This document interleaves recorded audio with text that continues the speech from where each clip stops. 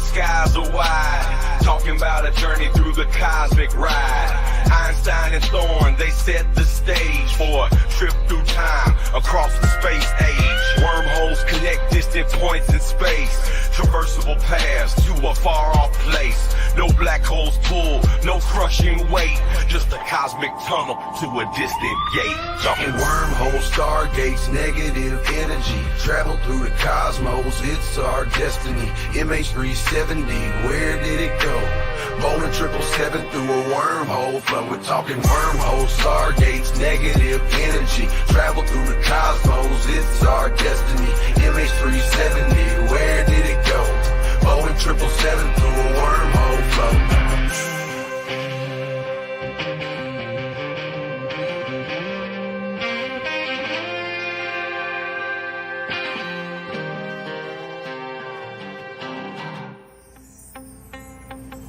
Exotic matter, negative energy's the key to stabilize the wormhole for you and me.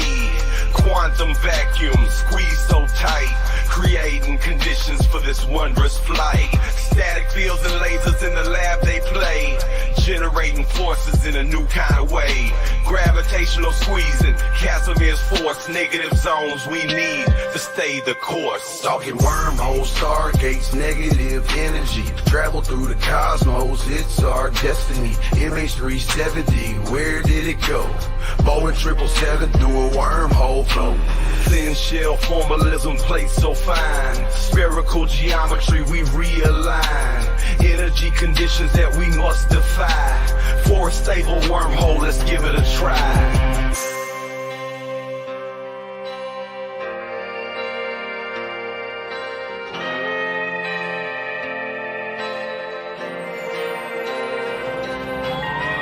Coulomb forces balancing the plates, creating the throat, open the gates, from Earth to the stars in a single bound.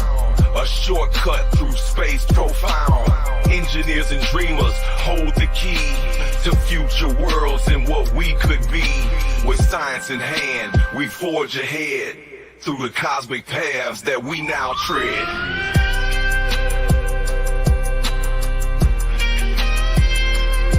We're talking wormholes, stargates, negative energy, travel through the cosmos. What up, everybody? Welcome to the stream. Good to have you here tonight. I'm your host, Ashton Forbes, as usual. You like the Sibber song? Yeah, we'll play that to close out tonight, guys. I hope everybody's having a good evening. Thanks for being here. I see Bernie in the chat, always saying to hit that like and subscribe, guys. You know it. Press that like and subscribe. I want to get to 30,000 subscribers. I'm at like 29,800 or something like that. I don't know. Seems like a pretty cool milestone. Okay, guys, I once again grab a drink, relax. We're gonna go ahead and we're gonna dig into some science again tonight. Before we do that, there is a Twitter post I want to highlight because it involves UFOs and AARO and Eric Burleson. So we're gonna take a very quick look at that. I think it's Matt Laszlo reporting. I thought this was really interesting. I just retweeted this out earlier. So let me pull this up. Then we're going to look at this EM drive. Should be awesome. Here we go. Hey, thank you, Matt Bartleson. Appreciate it, man. $4.20. Perfect. 420 YOLO, no swag, baby. You know what? I should have just shared my... Hold on. Let me share like the right menu instead, the window. Okay, so Matt Laszlo was reporting on this, and apparently he caught Burleson outside of a meeting, or I don't know if he just, jumped them and stalked them or whatever it is. So he mentions something about David Grush in terms of giving him staff position. But then he mentioned something about Arrow. He said, I found it interesting, and this is Burleson, his interview or his discussion with AARO. So apparently Burleson's talked to them. I found it interesting that they say there's nothing top secret about extraterrestrial UFOs. The only thing that is top secret is any of our technology that might be involved. So I thought that was interesting because it's not specific to just the surveillance technology here. They're basically just talking about our technology in general, which goes to show you that when it comes to the secrecy around this stuff, it's not like that they're hiding the alien bodies, like they're hiding the technology. Any technology we have, that's why the government has to hide it. That's why the AARO has to hide it as well. So this is the reason why they're not responding to me as well. He says, so if it was devices that we recorded, captured footage or a radar or whatever, all of that is top secret. But they're not talking about the fact that we might have like propulsion technology they have top secret. I mean, at least they are talking about that. They're just not saying that, which I think is an interesting coy way to phrase it where you're technically not lying. Look, if we find something, we're going to make it public, but so long as it doesn't compromise our technology. To me, that's a pretty telling statement. So that's the AARO telling Eric Burleson that. So anyway, I just thought that was interesting, guys. Now, tonight we are going to talk about the EM drive. Okay. So actually Wikipedia's document on this is pretty good. I mean, it's garbage in terms of their opinions on stuff, and on their opinion on the drive itself is exactly what you'd expect in terms of how they document it. But they do have some good documentation for like what the history of it is and why it's been suppressed. So just kind of as an intermediate spoiler, like the EM drive is a propellantless drive that produces acceleration. And this obviously caused a lot of drama and stir because technically it violates the laws of conservation of momentum, potentially laws of conservation of energy. But if you've been following this investigation, been following our science, you'll find that the idea of the ether of the 0 point energy that's all around us all the time allows for open systems to be able to violate some of the laws of thermodynamics. So I think what you're going to find here as a spoiler as we watch this is that I think that it definitely works. And then it becomes a question of what does it do and what does it mean? So contrary to my opinion that has evolved on the thunderstorm generator, which I think still could be something that can clean the air in some situations. I'm way out in general on the thunderstorm generator in terms of interest. But with respect to EM drive, I'm very in on it here. So let's read a little bit of the Wikipedia, and then we're going to watch a couple of videos, and we're going to talk about some of the implications of the EM drive, which I think are pretty massive. Yeah, the AT&T Matterwave stream was really good. This one's going to be really good for if you want to understand what the EM drive is, why it's significant, and the implications of it. Because a lot of people ask stuff like, well, why don't you just make it? Why don't you just test it? And all this stuff is going to come up over the course of the stuff that we watch here today. So if you're interested in those, answer those questions. And they apply not just to this, but to everything. You're going to get a better understanding of what this is all about. Yeah, why does everybody feel like they got to enforce the laws of thermodynamics? Rude, honestly. Everybody's just a little narc out there. Okay. So the EM drive is a concept thruster for spacecraft, first written about in 2001. It's proposed to generate thrust by reflecting microwaves inside the device in a way that would violate laws of conservation of momentum and other physics. Concept at the time has been referred to as a resonant cavity thruster. There's no official design for it. Neither person who claims to have invented it committed to an explanation for how it could operate as a thruster or what elements define it. Okay, blah, blah, blah. Here's the interesting part right away. 2016, Harold White at NASA. Harold Sonny White. If you guys have been following my science streams, we did a big video presentation we watched of Harold Sonny White talking about the Q thruster, which is an EM drive. And he also talked about warp drive and warp capability. And he showed his experimental proof that they could bend space, which was really interesting. It uses the Michelson-Morley experiment and interferometer in order to show it. Hello, Ponterbuck. Welcome to the stream. So in 2016, his group observed a small apparent thrust from one such test. However, subsequent studies suggested that this measurement was caused by an error in the thermal gradients. Basically, they blamed it on the temperature. In 2021, Martin Tajmir's group at Dresden University replicated the test, observing apparent thrusts similar to those measured by the team, but then made them disappear again when measured using a point suspension, which I don't even know what that means, but interesting. No other published experiments have measured apparent thrust within the margin of error. Tajmar's group in 2021 published 3 papers claiming published results showing thrusts had been false positives, explaining each one by outside forces. They conclude our measurements refute all EM drive claims by at least 3 orders of magnitude. So right away, you're probably already getting an idea like, oh, this has been debunked, right? You're getting the same kind of arguments every time, right?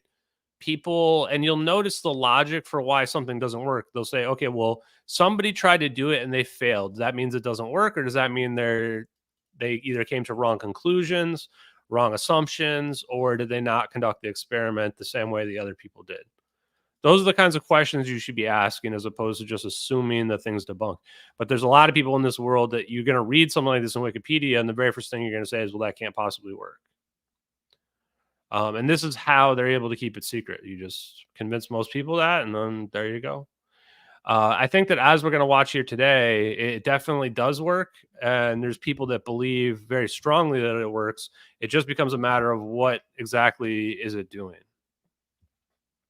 Because I think that all of them will essentially claim that this type of drive is not going to produce huge amounts of thrust that are going to lift somebody into outer space. But it doesn't matter. If it produces any amount of thrust with no propellant, even a tiny amount, that's still a huge win.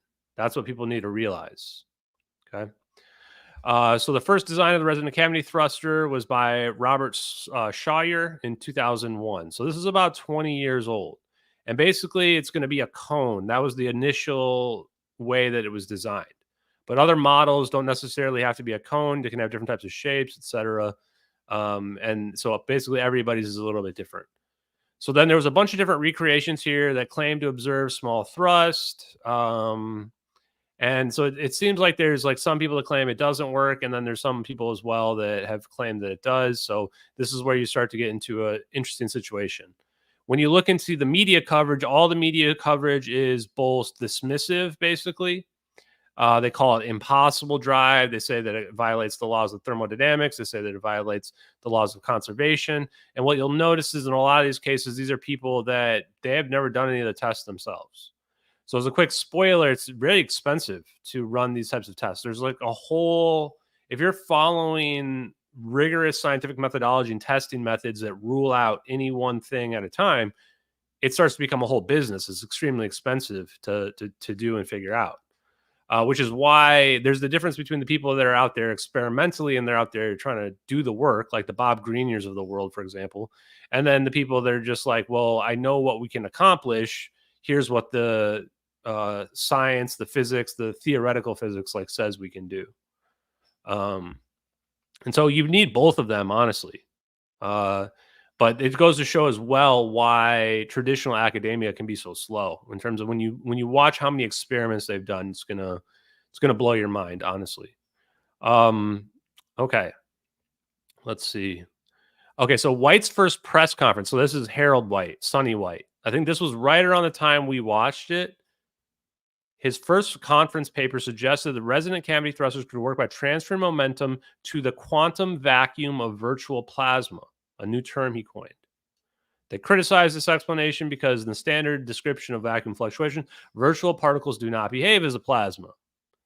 Kerr also noted the vacuum has no rest frame, providing nothing to push against, so it cannot be used for propulsion. Well, this logic doesn't really make any sense to me. I mean, we know there's quantum fluctuations there. We know the Casimir effect works. So I think the claim that it certainly can't be used as propulsion seems, or just even can't be used as propulsion because there's no rest frame, doesn't really sit with me. The part about virtual particles not being plasma seems like a nitpick. You know, in terms of like particles versus if something's a particle, a wave, or what state of matter it's in, seems to be unnecessarily specific. Let's see. 2 other people pushed papers saying that showing electron-positron virtual pairs of quantum fluctuation discussed by White as potential virtual propellant could not account for thrust in any isolated closed electromagnetic system, such as the quantum vacuum thruster, which I believe is the Q thruster. And now here's the big word. This is what I wanted to get to, is that your system is not closed. And this is what really the main understanding of physics has to change for the conventional closed-minded people, is that this is like saying that a sailboat can't produce thrust. Well, of course a sailboat can produce thrust, but only if the wind is hitting it. Otherwise, the sailboat doesn't do anything. This is kind of the same situation here, where it's like, if you create a hypothetical closed system on paper and you assume that the quantum 0 point fluctuation is 0, then yes, you're not going to be able to do anything. This is like saying, okay, a closed system of a sailboat can't produce any thrust. Well, of course not, because you're excluding wind, but wind exists. Same concept here. You open your system up, it really just a definition of what's your closed open system. If your system now includes the ether and the quantum fluctuations, now you can basically have a situation where thrust is possible. So here's another interesting part, is Eric W. Davis. See his name a lot. And Sean Carroll concluded that thrust measurements reported in the paper by both of them were indicative of thermal effect errors. This is like having your debunkers come out, right? You have your debunkers come out, they say, hey, it was just the temperature. It's like, okay, man, like, you're not the one doing the work, to just come out here and claim, yeah, it was the temperature. Wait till you see this first video we watch of the guy who's actually performing the tests. He actually addresses this fact, which is pretty interesting. He addresses the question of the temperature.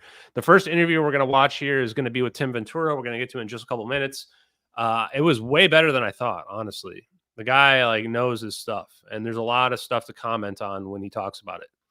So again, the reason why you guys are watching this right now is because I want you to understand the landscape of the situation with regards to this technology. How does it really work? What's the boots on the ground of this stuff in terms of testing it? What are people saying about it, boots on the ground, not just narratives that are out there? And what can it be used for? Okay, so let's see. There was one somewhere in here where I saw it said that basically Q thruster and the resonant cavity thruster and the EM drive are all the same. So I don't know where that is, but it's somewhere out there. So one thing to note on the image here is that the thrust goes towards, in this case, the smaller end of the cone. So supposedly the microwaves coming here, the first idea was that it bounces around basically, and then it's going to produce this thrust because it's pushing off the 0 point energy all around us. And I think it's interesting that this is such a controversial concept, because we know the 0 point energy exists. Nobody's even denying it at this point. We know 0 point energy exists, undeniable. Casimir effect is absolute scientific proof of it that's easily reproducible. So for people to say that there's no way to manipulate, no way to do it, this is like saying there's no way to make a phone that can use wireless communications. It's got to be wired. It's like there's no way to do it. Well, I mean, you just have to think about how electromagnetic waves work, and then you can figure it out. So,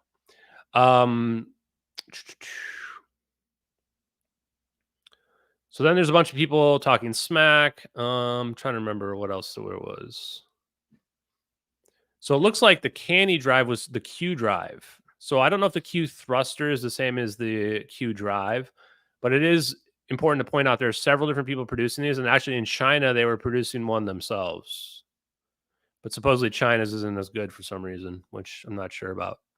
Okay, let's read the theoretical inconsistencies real quick. All proposed theories about how EM drive works violates conservation of momentum, which states any interaction cannot have a net force. A consequence of the conservation of momentum is Newton's third law, where every force has equal or opposite reaction. All because force times velocity equals power. Now, an often cited example of apparent non-conservation of momentum is the Casimir effect. In the standard case where two parallel plates are attracted to each other, however, the plates move in opposite directions, so no net momentum is extracted from the vacuum, and moreover, the energy must be put into the system to take the plates apart again. Technically, but if you were able to develop a system where the geometry was set up in such a way where you don't need to pull the plates apart, then you've now violated it. So this is the part where, like, they're not wrong here, but this doesn't mean that it's not real.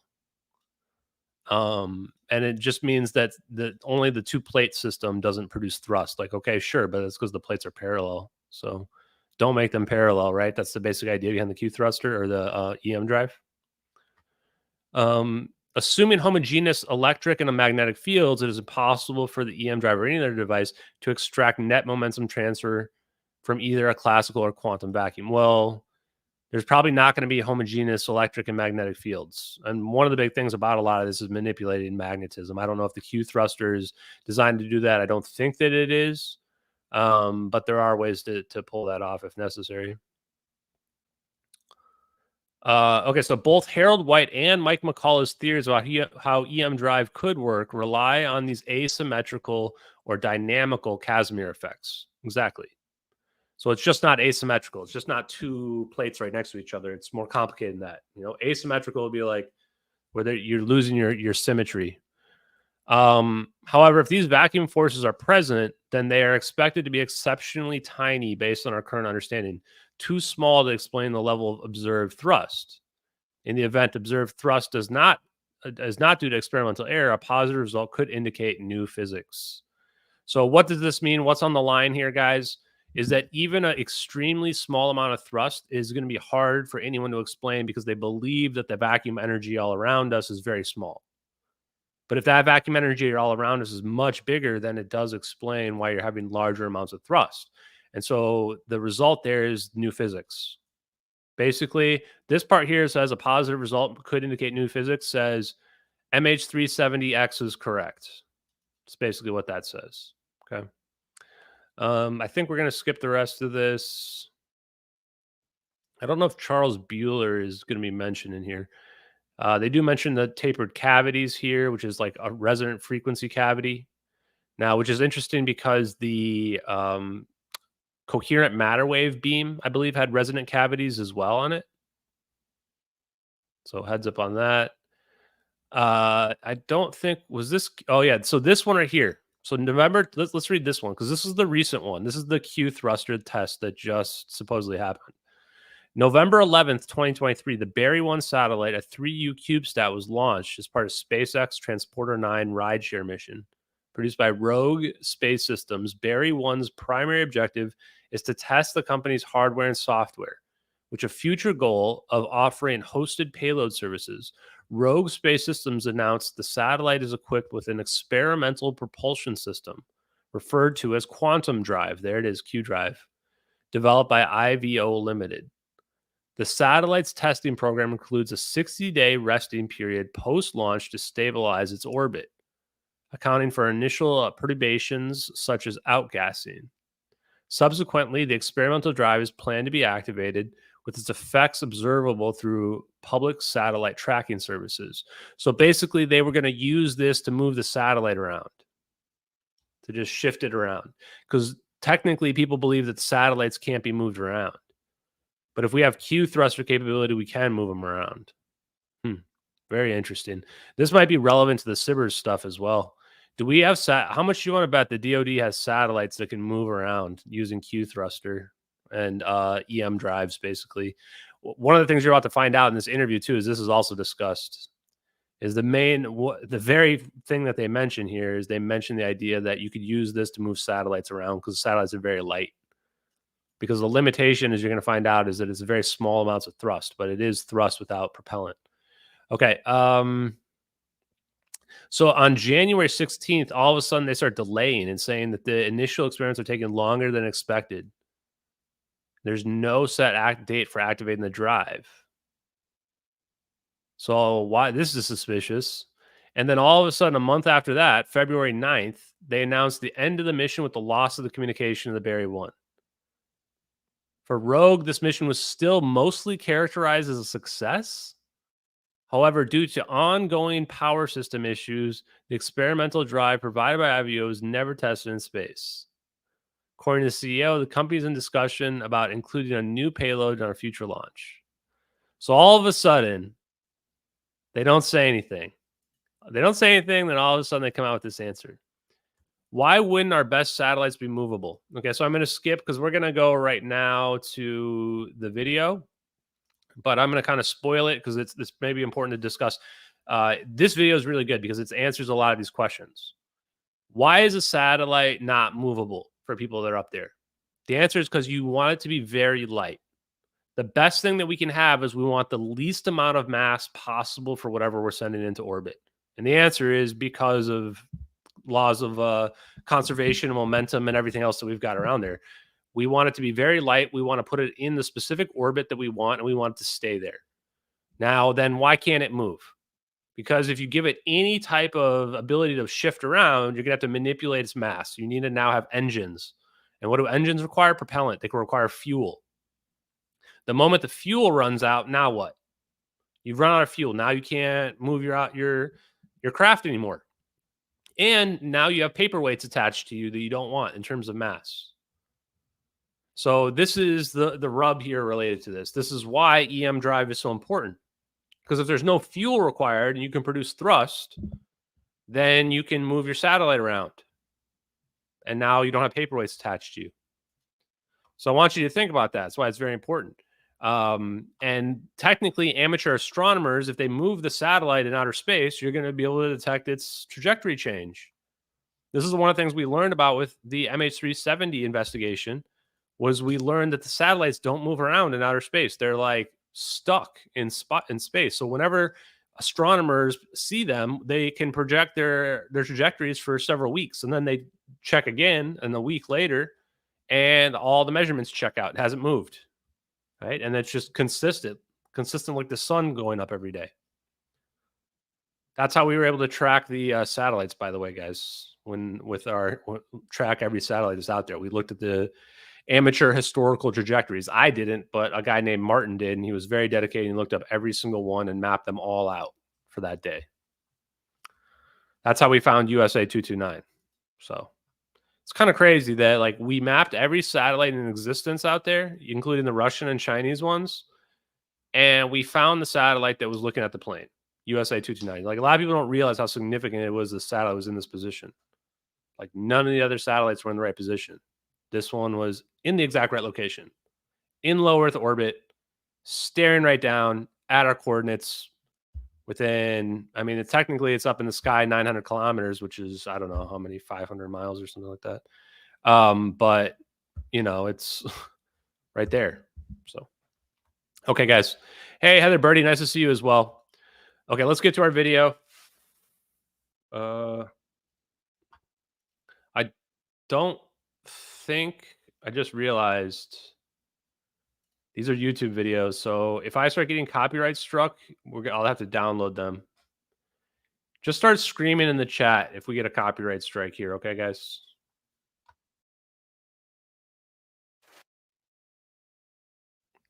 Okay. Can the EM drive be detected by any means?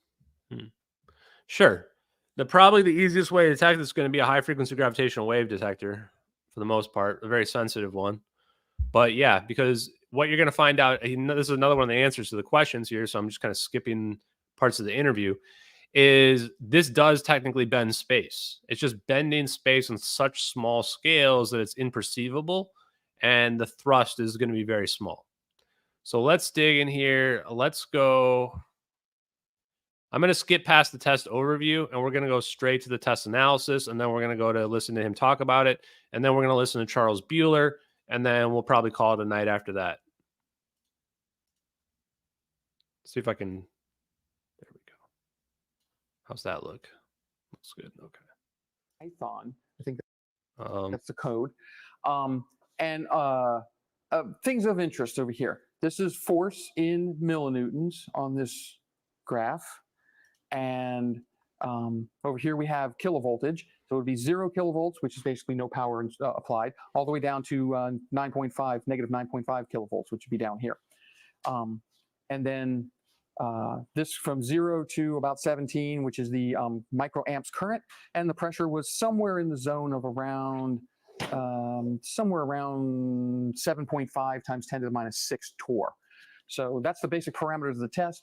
The green line across the middle, it just meant the pressure was maintaining steady, so nothing really changed there. So the test would have begun up here with 0 voltage at 0 time. Now, this particular thing has a really little quirk where it only starts at about 60 seconds because it takes the first 60 seconds to figure out where the 0 line is and a bunch of other internal processing stuff. So really 0 is way back here, but for the most part, it starts here.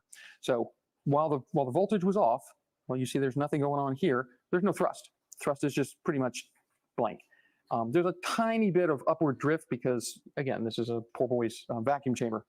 And then as soon as the voltage... So they're using a vacuum chamber here as well, just for the record. They're not, it's not just in the ambient air as well. Can the EM drive, I already answered that. How would the red blue shift detector work? I'm not sure. I'm not smart enough to know the answer to that at the moment. Probably would be some type of shift that's happening, but it's going to probably be some type of proportionate to the effect that you're having on the environment and how much you're bending space. Why isn't this going away? No, there it goes. Okay. Voltage comes on because these are steps of 1,000 volts at a step. So this is 1,000 volts, which corresponds to roughly 1,000 volts over here, 1,500. So here's 1,500, here's 3,000, here's 4,500, all the way down to 9,500. As you can see, as the voltage was stepped down, every time there was a voltage step, there was a corresponding spike in current. That's the capacitors charging up at that new field voltage, or the field strength.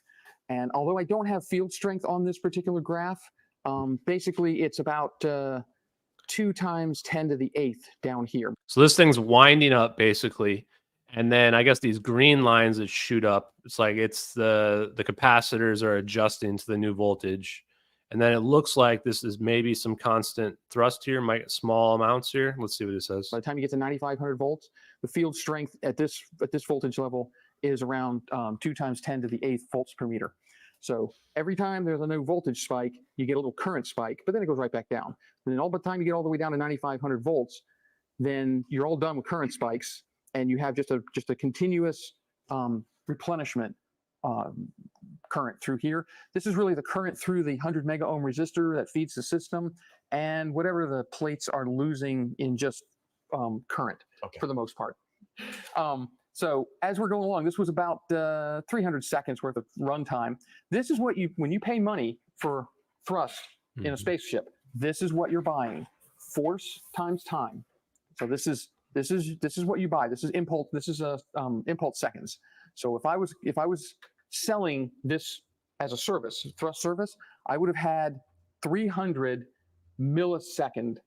I would have had 300 millinewton seconds of impulse. Okay. So if I was going to sell, if there was a little spaceship, that takes a finite amount of time to drain these things out. In this case, it takes about 300 seconds to fully drain one of these capacitor plates. There happens to be 2 of them in there, so it took about 300. Actually charging the plastic. That wasn't the primary goal of this test. The primary goal of this test was an instant on, instant off thruster. But at those voltages, at these voltages, and at the materials that I'm working with, it's almost impossible to not charge these plastics. So what happens is you start out at 0, right, it just equals time. So, and you're exactly right. They're usually little chemical thrusters for the most. Okay, so for the most part, I think that they are observing thrust. He could have done a better job explaining it, but the results and conclusions talk about like they're producing some thrust as a very small amount. I was hoping he would explain it a little bit better, but whatever. Hold on, I'm gonna play this. I'm gonna put the AC on. 1 sec. It's hot. In terms of this device, you're basically running tests. You have a layered capacitor. You're putting a voltage on it. It generates thrust until that voltage dissipates. And right now you're generating, you said, micronewtons of thrust, right? Well, 1,000 micronewtons of thrust, but yeah. Yeah, okay. And so this equals out to being over 1 Earth gravity of thrust. I think that's the big breakthrough. Yes. Let me make sure that I fully explain what that means. Okay. Because a lot of people think that we should have this thing hovering. When you're talking about ways to qualify your results, you can simply say, I made a millinewton of thrust. Well, that doesn't really tell you much because it may have taken 50 plates to make that 1 millinewton. So what I did was I went to a system where I base everything on what I call Earth unity. And that is, I know what one of the plates weighs. They're generally around 360 milligrams-ish. Now, if I could generate... You measure all this Earth gravity because you know the weight of the plates. Right, you know the weight of the plates. So let's say the plates weigh, just keep the math simple, let's say they weigh 360 milligrams.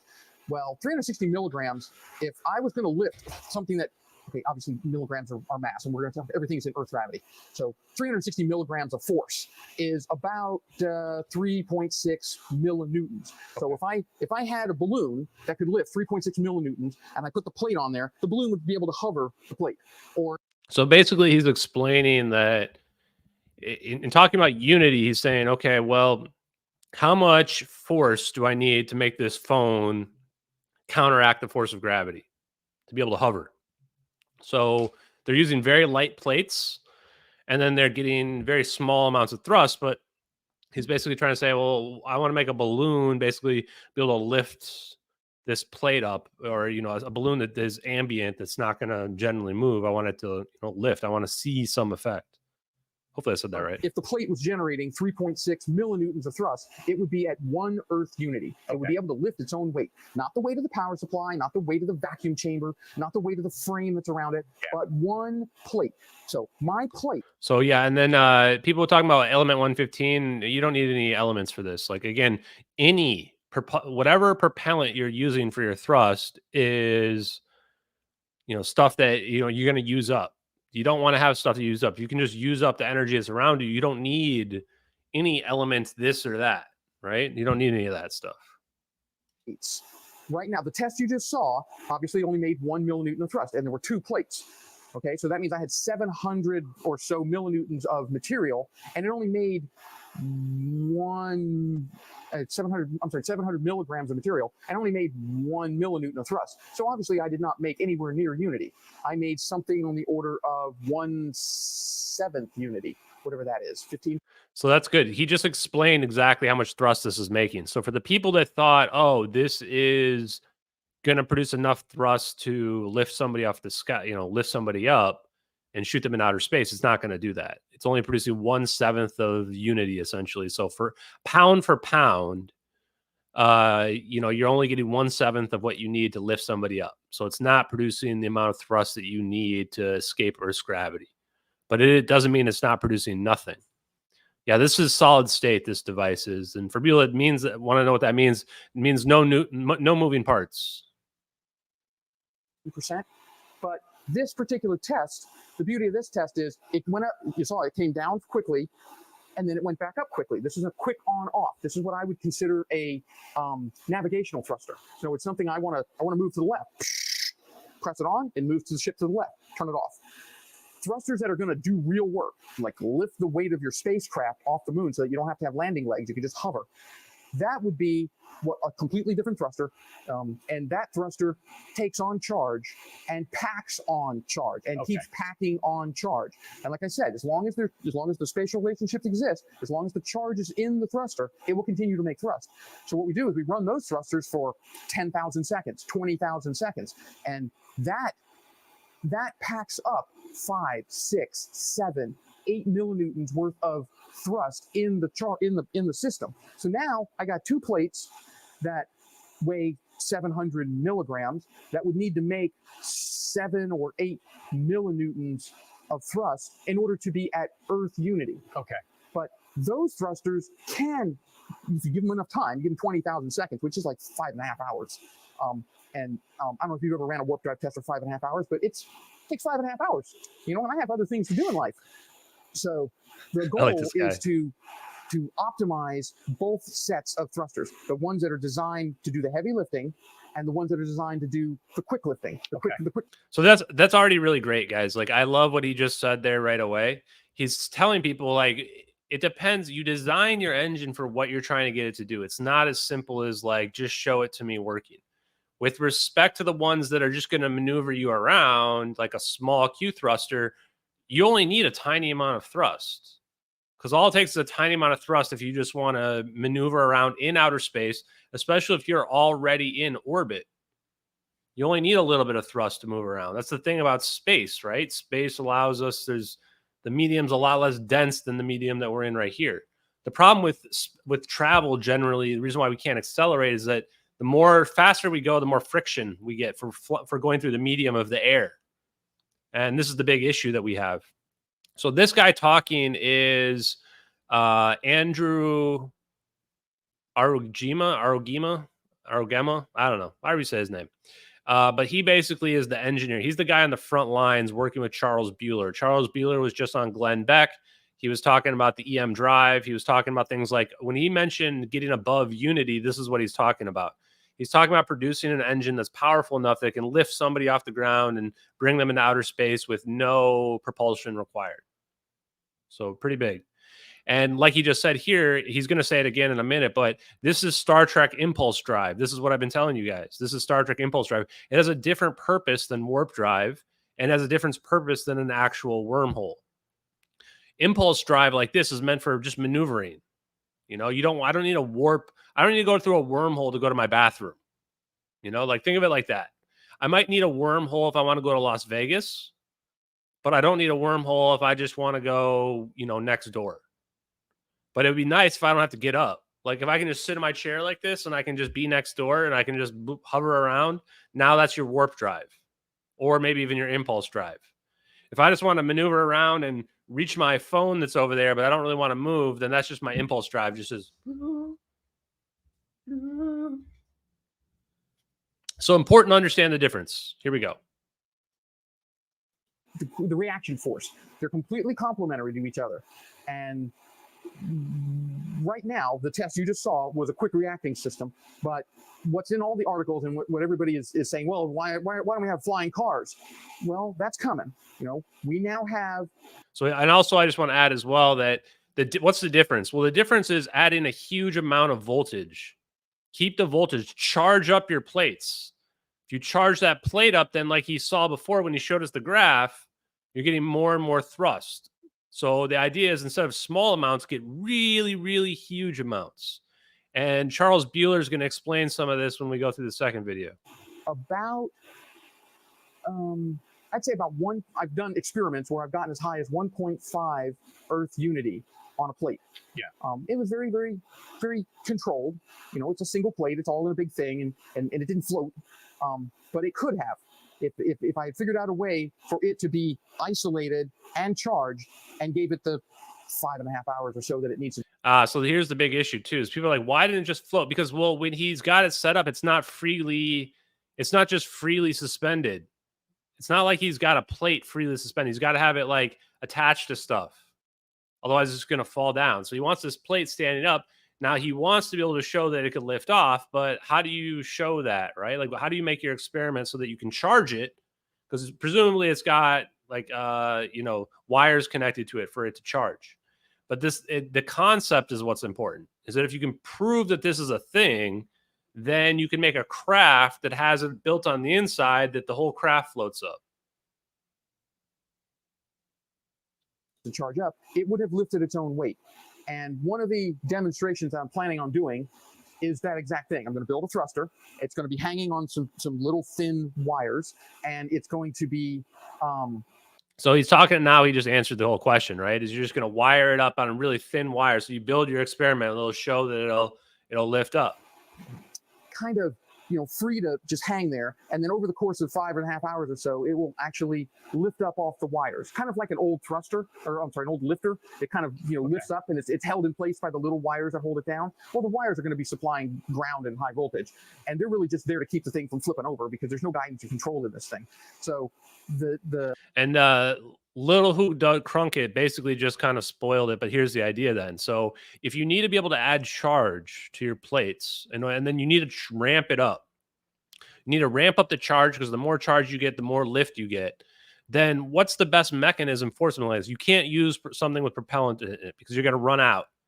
And then once you run out, now everything falls to shit. Everything falls apart. So having an over unity generator, something that's constantly extracting energy from the environment, gives you the mechanism that you need to have this perpetual charge getting flowed into the plates to achieve. Because then at the point is like he's saying, it takes 5.5 hours to charge up. Who cares how long it takes to charge up? Who cares if it takes 10 hours? If it takes 10 hours to charge up and then I step inside of it and now I'm going to the moon, boom. Or I just play some cards or watch a movie while I'm inside my craft. It's got an over unity generator next to me and it's got an EM drive. Perfect. What's even better than that? If I have an over unity generator and I've got a EM drive and I've got a warp drive and maybe I have a wormhole generator, all three of those things. And now I can do any of the three things I want to do. If I want to just maneuver around, I can use my EM drive. If I want real propulsion, I can just start charging it up, and slowly my object just lifts off and goes into outer space. And then when I'm in outer space, I'm getting constant acceleration. So I can achieve speeds that start to approach the speed of light. And then if I want to go beyond the speed of light, let's say I want to go further away than the solar system, I want to go to a different galaxy or another star that's on the other side of our galaxy, that's where I use my warp drive. That's where I just want to blink from one location to the next. So why is this important? Well, this is what I've been saying for months and months and months and months. So if the MH370 videos are fake, how come all the science related to them is real and like on the cutting edge of what we're talking about publicly now? You come back next time, you come back in a couple of months, and what I want to point out is, what day was this? This was 7 days ago. Okay, 7 days ago. Let's give them a thumbs up. If you guys are watching this, make sure you give them a like on alternate propulsion. you'll be able to film a thruster. I guess we'll do it in time lapse, and you'll be able to watch a thruster sit there and pull up against this little tiny. Well, so the first application for this is probably like satellite adjustments. Oh, certainly. Yeah.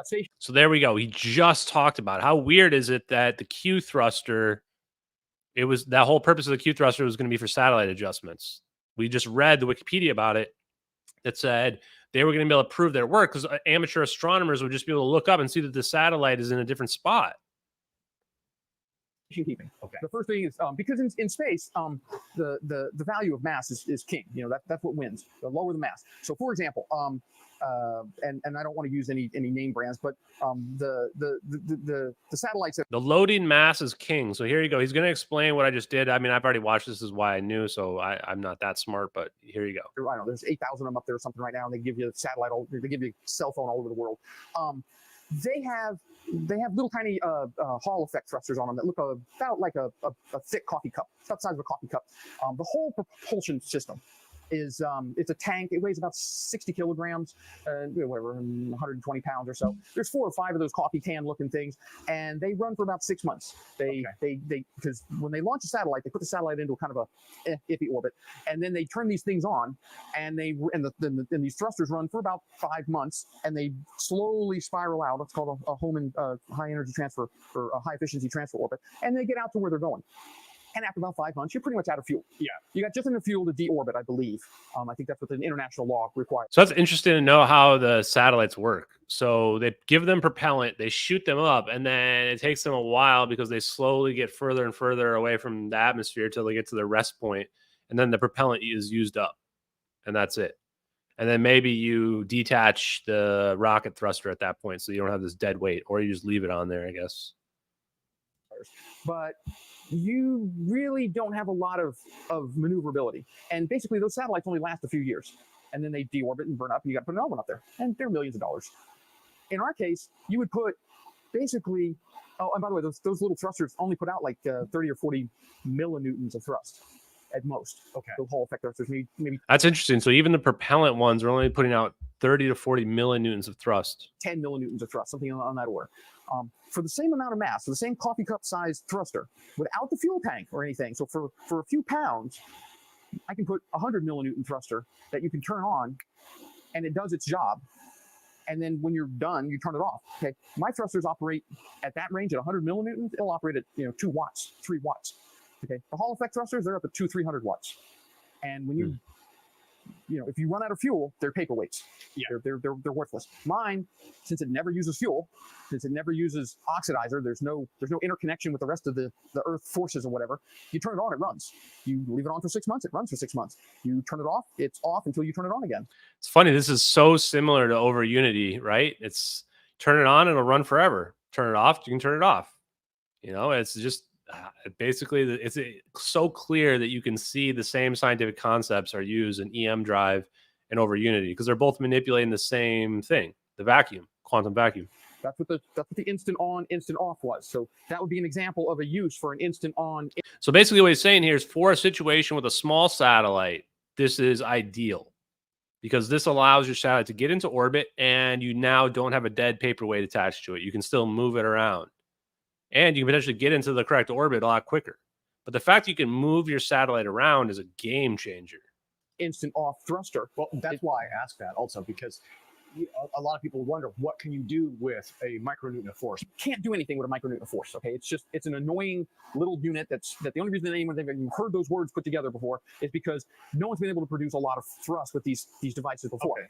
Millinewtons are, what is it? 4 millinewtons is the weight of a tiny. So this is interesting. He basically explains that the amount of thrust you're getting is like you're not even gonna feel it. Like me dropping this whatever twist tie onto my hand.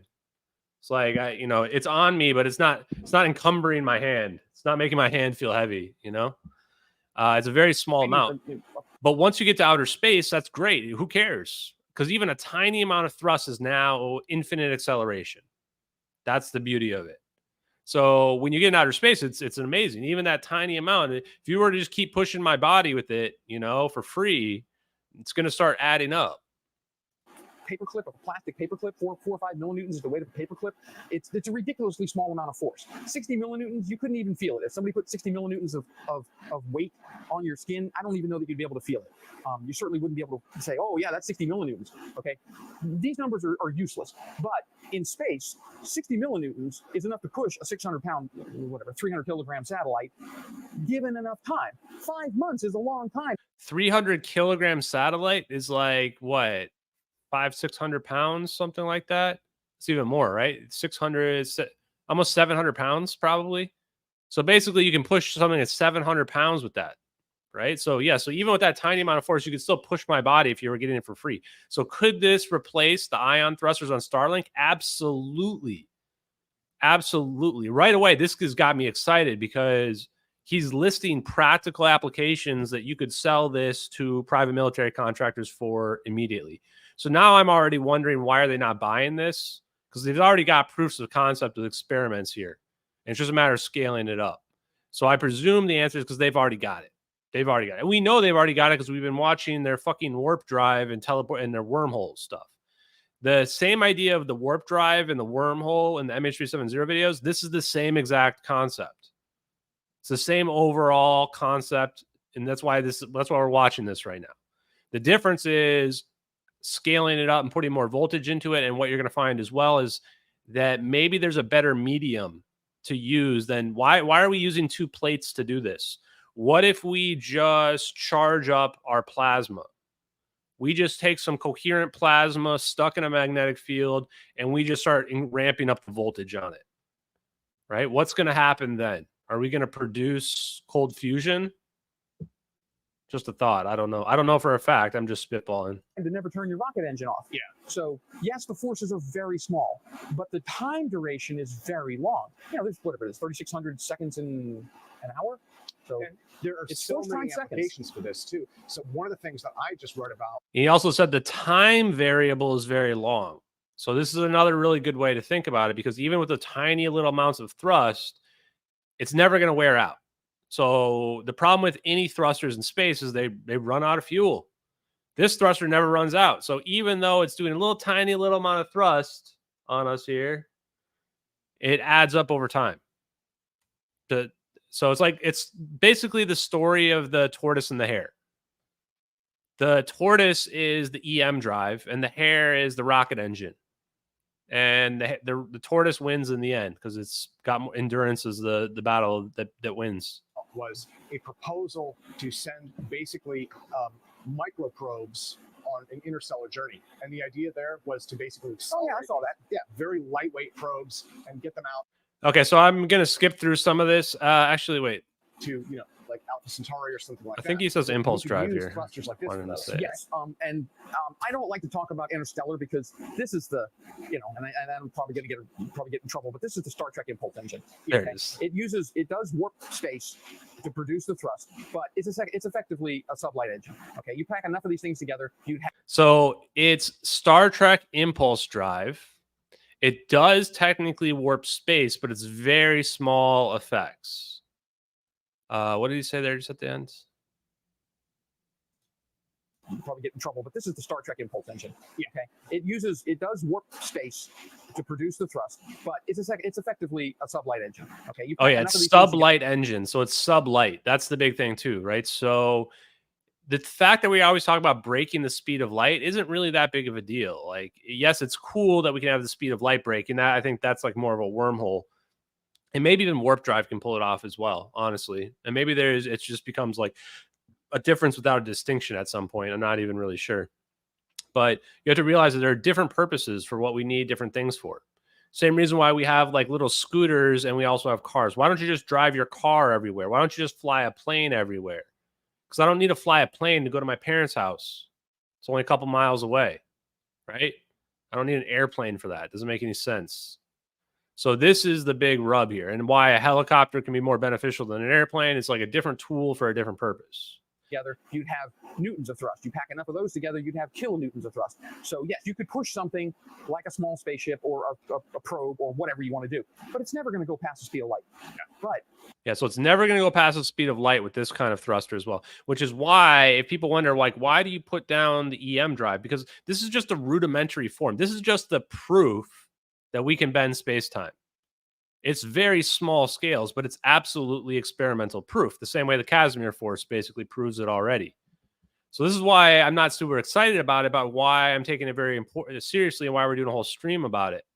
Because this is the fundamental concepts that people have to understand. If EM drive is real and it works, it proves that we can do warp drive and we can do wormholes. Just means we just have to scale it up and maybe find a better experimental apparatus than just a couple plates that we charge. I did the math, and I went online and I got one of these things, and you download and you say, okay, if I had. Okay, so then I'm going to skip through this part here for the next few minutes. I think he does some more stuff here in a few minutes, but basically he does all the math in terms of how long it would take to get to all the various places. And when you have something like this, you accelerate yourself up to the midway point, and then when you get to the midway point, now you turn your craft around and you decelerate yourself because you want to get to Alpha Centauri, which is 4 light years away. You want to get there at rest speed. You don't want to get there at the speed of light. Otherwise, you're just going to fly right past it. So this is the limitation. So it does cut down on the time travel or on the travel speed to get there, but there's still limitations. So if you were to go to Alpha Centauri, you probably want to use your wormhole, or you might want to use warp drive if you can achieve superluminal speeds. So it's going to be a little bit different. And then he does the math for some other places like the moon or what have you. So then I think somewhere around here it gets spicy again. A new paradigm in propulsion. And we were talking about the example of the helium balloon earlier. I used that in a meeting the other day. Nobody questions where the energy comes from in a helium balloon to make it lift, right? You fill the balloon up and it will lift because the outside environment is pushing it up. All the physical geometrical parameters are satisfied and they're static. You may not see them, but the Earth's atmosphere is giving you buoyancy. Gravity is holding down all the other gas. There's a lot of systems, there's a lot of moving parts in that system. Yeah, so this is the thing too, is that just because we don't visually see it doesn't mean it's not there. And that's a good example of like the balloon situation. Why does the balloon float? There's no propellant. It's just that there's a buoyancy. And so the helium is lighter than the atmosphere. So the balloon lifts up. Simple as that. So imagine the same way, but bending space-time. Why does something fall? Objects are falling because there's a pressure of the space-time ether created by the mass that's sitting on top of it in the form of our Earth. So if we create a pressure in the opposite direction, your object is going to fall upward. So normally I'm going to have my coin here. This is a standard United States, good old America, quarter right here, 25 cents. So if I drop it, this coin's going to fall. But the only reason why it's falling is following the geodesic of the mass. So if we create an artificial mass, it's going to fall upward. If we can create one that's above unity in terms of what he just described. So let's keep going. That you're just saying, oh, nothing's moving. How is this magic working? Well, it's not magic. It's basic physics and it's basic geometry. If you satisfy all the requirements of a balloon, it will float and it'll hover. And in the same way with this, once you charge it up and you satisfy the requirements for propulsive force, this will continue to go until it dissipates that charge. Yes, until the charge bleeds off. Now, this is physical material. There's no perfect insulators. There's no perfect dielectrics. There's no perfect anything. It's going to leak charge. That's what the power supply is there for, to give you that tiny little bit of extra replacement charge. And then I run tests. So this is great too. I love what he just said. There's so many analogies to over unity. Oh, also I have my chairs just in the background here. Hold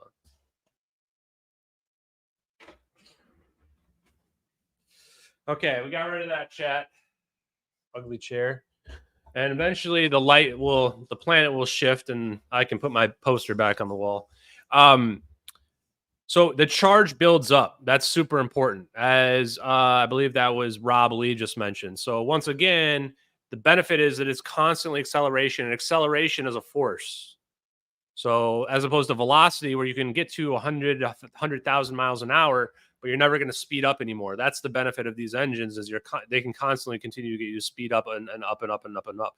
And then the benefit, then the next thing you want is you want your mass to be as low as possible to get closest to the speed of light. Because the faster you go, the more massive you become, according to Einstein. And then with respect to over unity, you kind of have the same. Then what he says too. Yeah, with respect to over unity, if you're making an over unity device on Earth and not in outer space, I would recommend always having an input. So he explains we have an input charge. Why do we have an input charge? Because we are bleeding off charge over time to the environment. So how are you replacing that charge so that our device doesn't slow down? We're adding a little bit of push to it. We just keep adding the push to it, and then we keep achieving our propulsion. So then you say, well, what happens? Where are you getting the energy from the charge from? Well, if we can produce thrust, if we can produce work, then we can feed that back in. And if we achieve an over unity type system, which a propellantless drive that has no chemicals that it's using, technically is this. That's why it's violating the law of momentum. Then we can feed that energy back into our system. And then what do? We store it in a battery. So when we need it, we can use it. When we don't need it, we let the battery charge up. And then we can feed that back into our system and we can keep our system moving. And even though we're bleeding off energy and we're not 100% efficient, even if we're 90% efficient, as long as the overall amount of work exceeds the amount of energy that's going into it, we have an over unity type device. This is where coefficient of performance comes from. So same concept here with this type of device as well.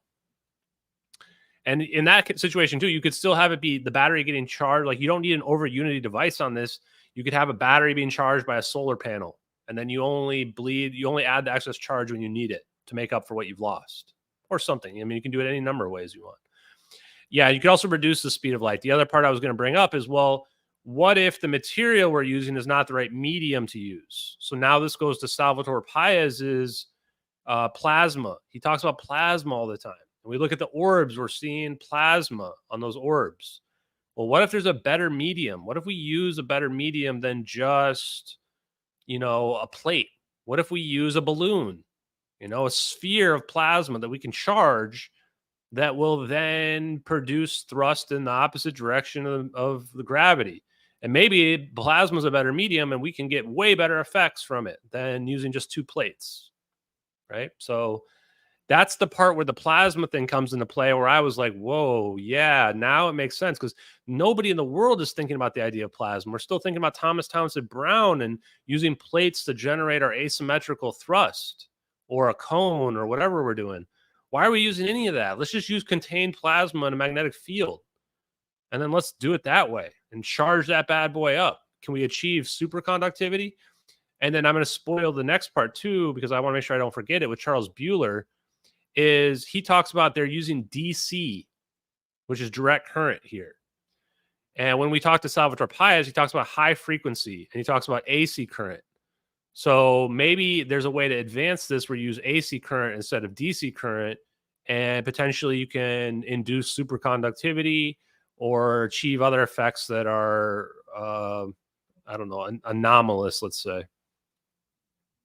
Before, where I brought it up to, I can't remember exactly what it was, 3-4 millinewtons one day, and I shut the system off, left the vacuum running, and came back a week later. And it was still, I disconnected everything so that the plates were isolated, came back a week later, and it's making the same thrust. And I have a continuous recording of the thrust over the course of a week. I mean, it's the same. The overall concept is something that's been explored a lot by NASA and other agencies. And what they've talked about are things like ion drives, right? Where, again, it generates, in that case, you are using a propellant, but it's using a very small amount. It runs for a very long period of time. It generates a small amount of thrust. And so you were able to generate that constant acceleration Until you run out of fuel. until you run out of fuel. Right. In your case, you're looking at a similar concept with no fuel. So Right. it just goes until Right. it's done. And you're absolutely right. The ion thruster, the Hall effect thruster, the Vassimer engine, these are all amazing toys. Yeah. I have a degree in advanced propulsions, rocket engines and stuff. So I have some basic understanding of how the things work. And it's all about ISP. It's all about specific impulse efficiency. A bottle rocket. Okay, this part's really good. ISP, impulse efficiency. Okay, so this is where he gives all the different examples of how efficient, because think about the rocket in terms of like the ratio of how much thrust you get over time to how much propellant is in it that you have to use up. Because what they're saying is, well, ion drive's cool, but it still uses propellant. It's just very, very efficient about how it uses the propellant. So the measurement he's talking about here is basically an efficiency metric of the propellant. I want you to listen to these numbers. Now that you understand, he's talking about efficiency metric of the propellant of the rocket. Here we go. This is good. Get somewhere around 100 on the scale. It doesn't matter what the scale is. It's about 100. The best chemical, the best solid rocket booster motor is about 160 on the scale. These new So I think he said like bottle rocket was 100 and the best chemical rockets are about 160. Okay, so that's what our scale is. 100, 160. Whatever it is, natural gas, liquid oxygen burners, they're around 240 So liquid gas, natural oxygen burners at 240 in terms of efficiency. on the scale, 240 seconds of impulse. A really good, like a space shuttle engine, liquid oxygen, liquid hydrogen, it's around 460 on the scale, ISP. So 460, yeah. So it literally is what I mentioned. It's the efficiency over time of the propellant. So ion engine's about 460. So that's 3 times more efficient than the best rocket engine in terms of fuel efficiency. A Hall effect thruster, that these little cool little things that have super efficient, they're around 3,000. So the Hall effect thruster is 3,000, and that's one that's super efficient. So that's like a super efficient like ion drive, I think. 3,000. Wait for it. Amazing. Nuclear rocketry, nuclear propulsion, nuclear rocket propulsion, 5,000 maybe. Nuclear rocket propulsion, 5,000. That's where now I'm starting to think of Amy Eskridge's dad, Richard Eskridge. He has a bunch of propulsion rocket mechanisms. This is why those mechanisms are sold to the defense contractors. 5,000 is the efficiency. That's basically as high efficiency as you can go before you start to just get up straight up, like basically free efficiency, breaking the law of conservation momentum. So here you go. Yeah, so like Jack just said, the best rockets have about 300 to 400 seconds ISP. That's all. That's like nothing, right? He just said this thruster that he just talked about has 3,000. And then the one he just mentioned has like 5,000, the Hall thruster, 5,000 compared to tiny amounts of ISP. So here we go. The very best you're going to ever get out of ion engines, okay?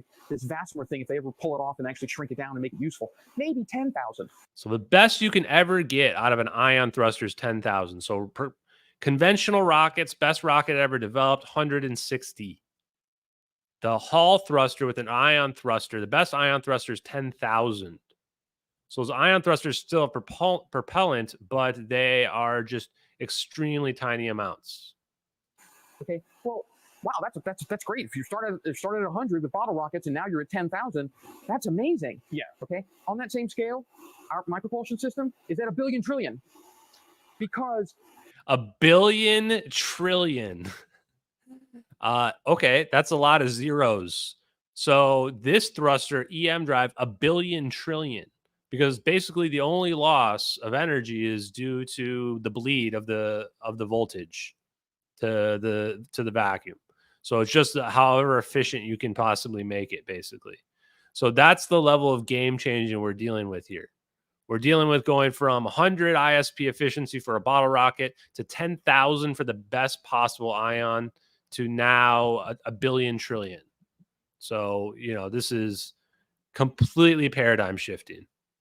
No matter how much your impulse, no matter how good your efficiency is, when you run out of fuel, It's a paperweight. And the other thing that I understand is that your system will become extensible over time, and that could involve layering of materials, wider materials, new materials, and substrate technologies, right? So this can improve and improve. Oh, and certainly. improve. This is all very, very basic. Yeah. Okay. You know, I have a day job. So he's basically saying here, so now this is like the most basic configuration in terms of the design that they're doing. And that's where I started immediately thinking about, okay, well, what about if we start using plasma to do this? And what if we can slow the speed of light in our plasma? What if we can make it come to a stop if we create superconductivity? So this is what is like really interesting related to it. You know, it's super efficient and it has some actual practical purpose for it. And when the conventional rockets run out of fuel, now you just have a rocket attached to your craft, and now that's mass that you have to account for if you want to accelerate. So super annoying. And you know, my day job is seriously enough building rockets. That has really impressed me as well as impressed. I mean, again, you guys have done the debrief, popular mechanics. I believe Dr. Buhler challenges. So one thing I noticed right there, he goes through all the people that they've been on and they've talked to and stuff. And I'm like, man, I've talked to even more people. Then I started to realize, like, I've talked to more people than the people who are developing EM Drive have talked to in terms of podcasters.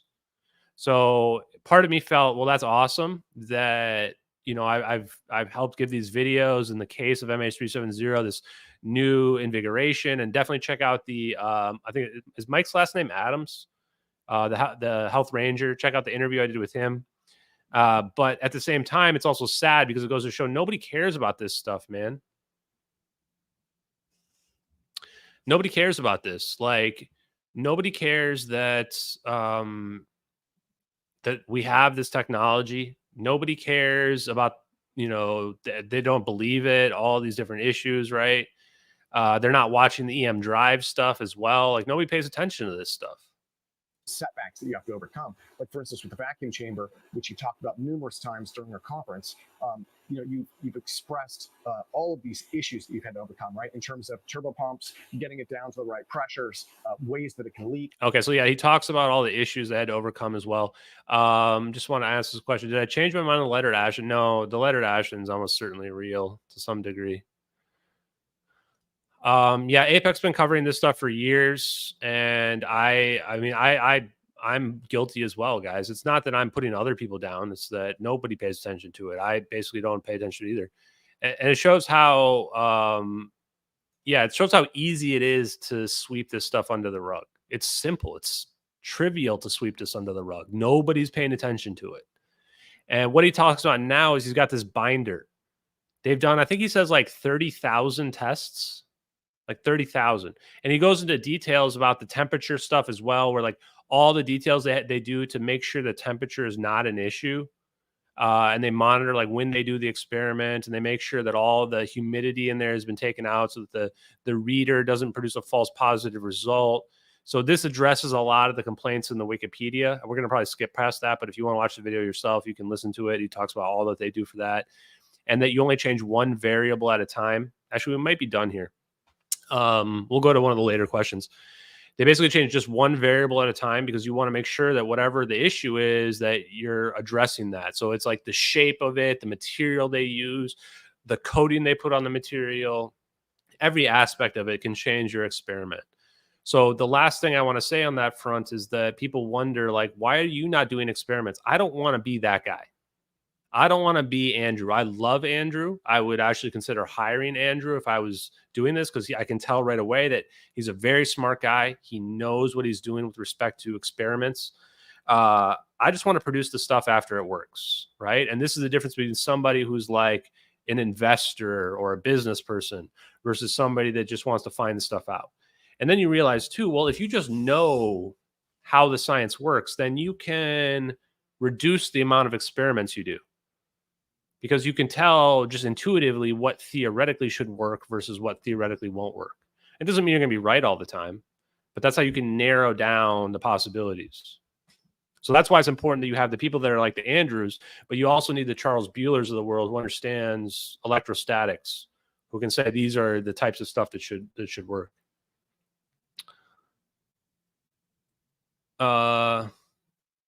Yeah, how can anybody care about the Eminem dissing tracking people? Well, for you guys and my followers, you're very high IQ followers, and you guys like science, but not just science. You guys know that we've been lied to.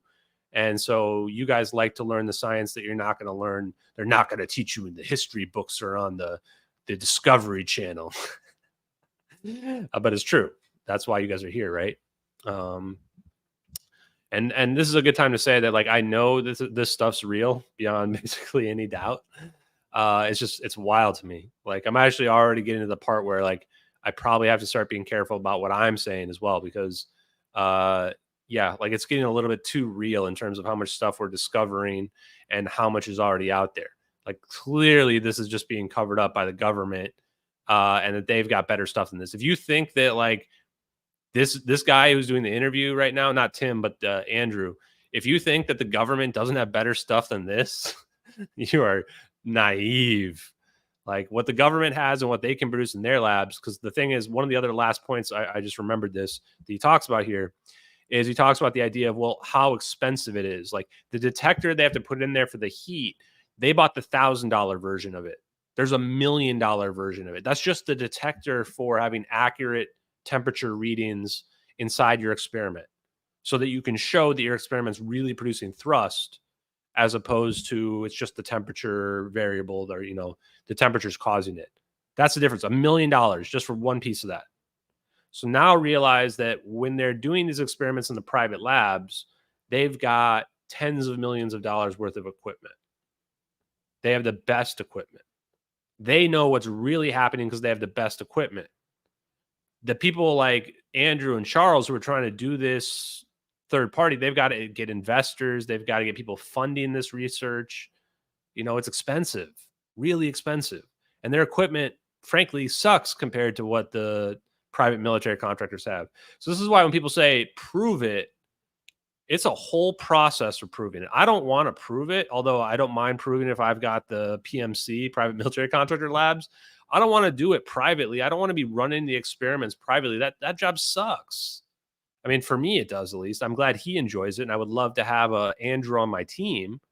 But I don't want to be the one raising money to run experiments. I want to be producing the stuff that works and putting it out there. And that's what I'm trying to do, especially with EtherTech. Here we go. You know, various types of capacitances that can happen inside, lots and lots of little things that you have to take into account, and you actually have to overcome those in the real world. Actually, I think we are going to switch because we're getting short on time. Let's go to one of the last questions here.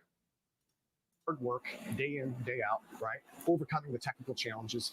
Like you said, Here we you go. built an amazing, diverse team of people who can all contribute different things to it, you know, and it is not an instant moonshot. You're starting out and working incrementally. It's doing a little bit better on every test than you did in the one before, and over time that builds. Right? Yes, and that's realistic where we're going to be. I mean, hopefully a year from now I'll be, you know, set up in my own little building with my own team assembled around me, and we'll be just working at this, you know, 24 hours a day. We're never gonna go home. We're just gonna live at the building. And Okay, so now I figured it out. So basically, they're looking for funding. That's what I'm able to figure out here, right? They want funding to run more experiments. They basically were pumping this up to try to get investment funding, which is great. But if you're an investor, what's your return on this? You know, I guess the answer would be, after you've proven it's real, then you develop a prototype that you then sell to the private military contractors for lots of money. You know, they probably bid it up, and, you know, then somebody buys it, and then they do whatever they want with it.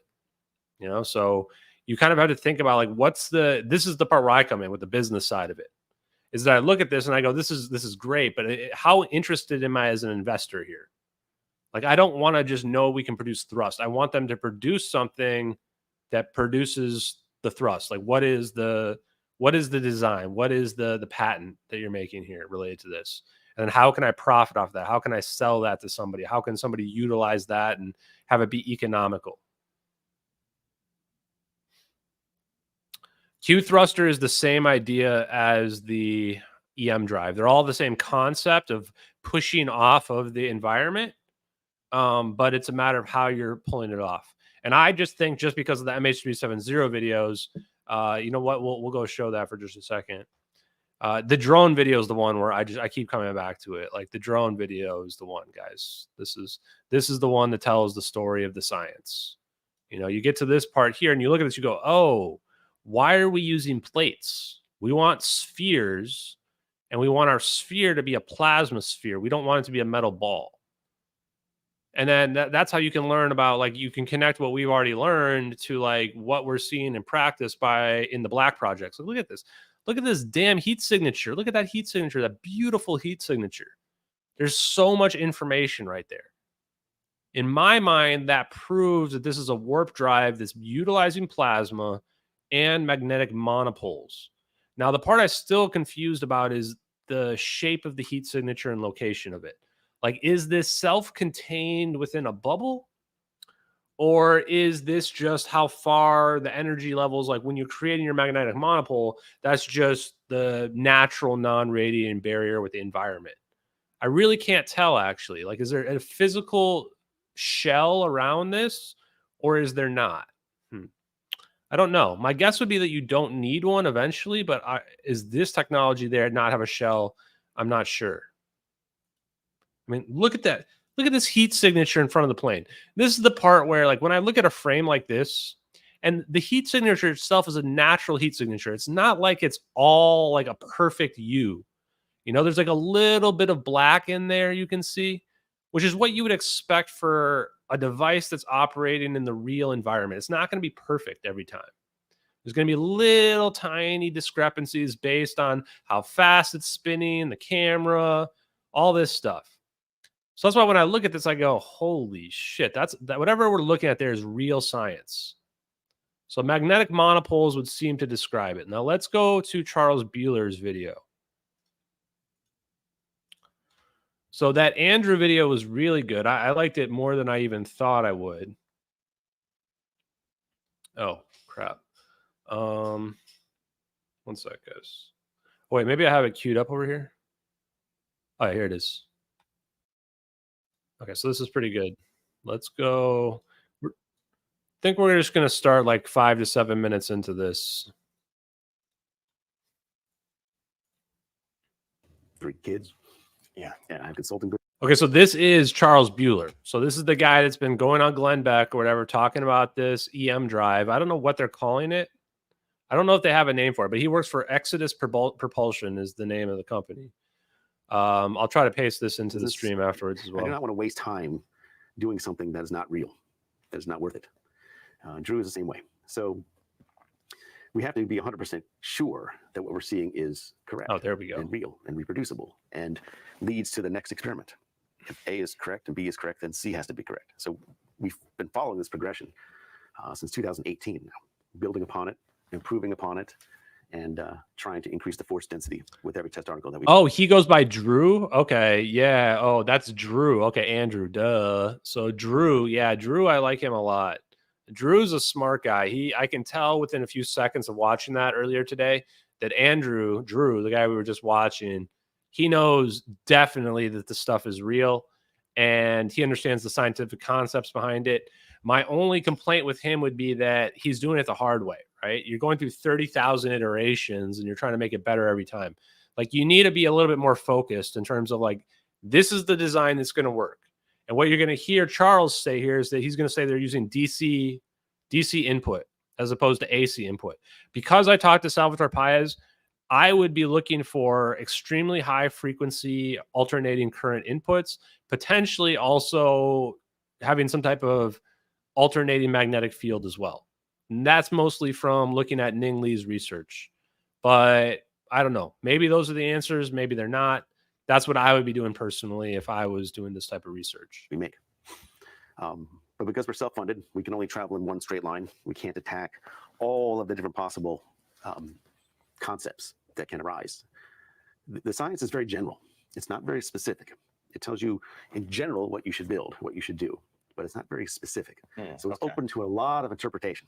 I want to get into this term asymmetrical electrical pressure, which comes out of older work in this field, right? There was T.T. Brown's research into asymmetrical capacitors, effects that were observed in antique Fizeau condensers, which ended up later being called something. So you notice asymmetrical capacitors comes up a lot as well. And that's what T.T. Brown's was, is that you have a different charge on the one plate than the other, and then you get this thrust. So you shouldn't be just trying to reproduce that. You should be trying to say, what's the scientific concept behind that makes it work? and how can I push it to its extreme. So when I used to play Magic cards, what you learn about when you play Magic cards is creating a cool deck is one thing, but now you've got a vanilla deck that performs in the middle, 50%, and if you take a bell curve, you're performing in the middle. You want the deck that's going to break the system, breaks the game, makes you win 99% of your games. Generally, you're only going to win 50% of your games against somebody who's got a deck or is as skilled as you are. When you make that 99 percentile deck, now you're making a deck that just crushes people that people are not prepared for. It's winning on a game, on a dimension that your opponent's not ready to win on. And a lot of time you find these decks do really crazy, weird stuff. Like they're beating you based on just lands, or they don't have any creatures in their deck. Well, that's not even that weird of a one, but weird stuff like that. Or they're trying to beat you by milling all your cards out because they find little combinations that basically allow for just broken things to happen. That's what we want to do with this drive as well. Right now, you've got the basic 50% drive. Okay, cool. I want something that's going to break that system and allow us to bend space-time to create a wormhole. That's what I'm interested in. Called the gravity capacitor. So what makes your device unique? So where we're different here is, I think the fact that I would say that we would understand it, and that's important. It's not just an experimental test, and then where do we go for the next experiment? We actually have physics to say this is why it works. And then if that physics is correct, that should explain the next experiment, and then that should explain the next experiment, and that should explain the next experiment. I also want to point out what Chaotic Good said up here. Rotating mirror setup amplifying the energy. So Chaotic Good is basing her opinion. I know what she read. She read I think it was the warp drive paper, or was it the wormhole paper? One of the two mentions the idea of a rotating mirror. But if you read the other paragraph right after that, it mentions that you might not even need a rotating mirror if you use some type of gas as your medium. And why is that important? Because now you're talking about making a plasma. So we might argue that you don't need a rotating mirror inside of the orbs.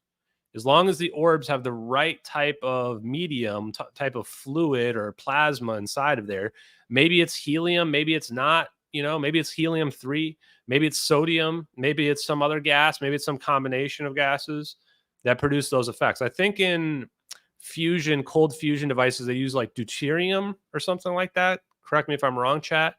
But that's what I would be thinking about is how do we make a sphere that maybe has a magnetic field going through it and a very high charge?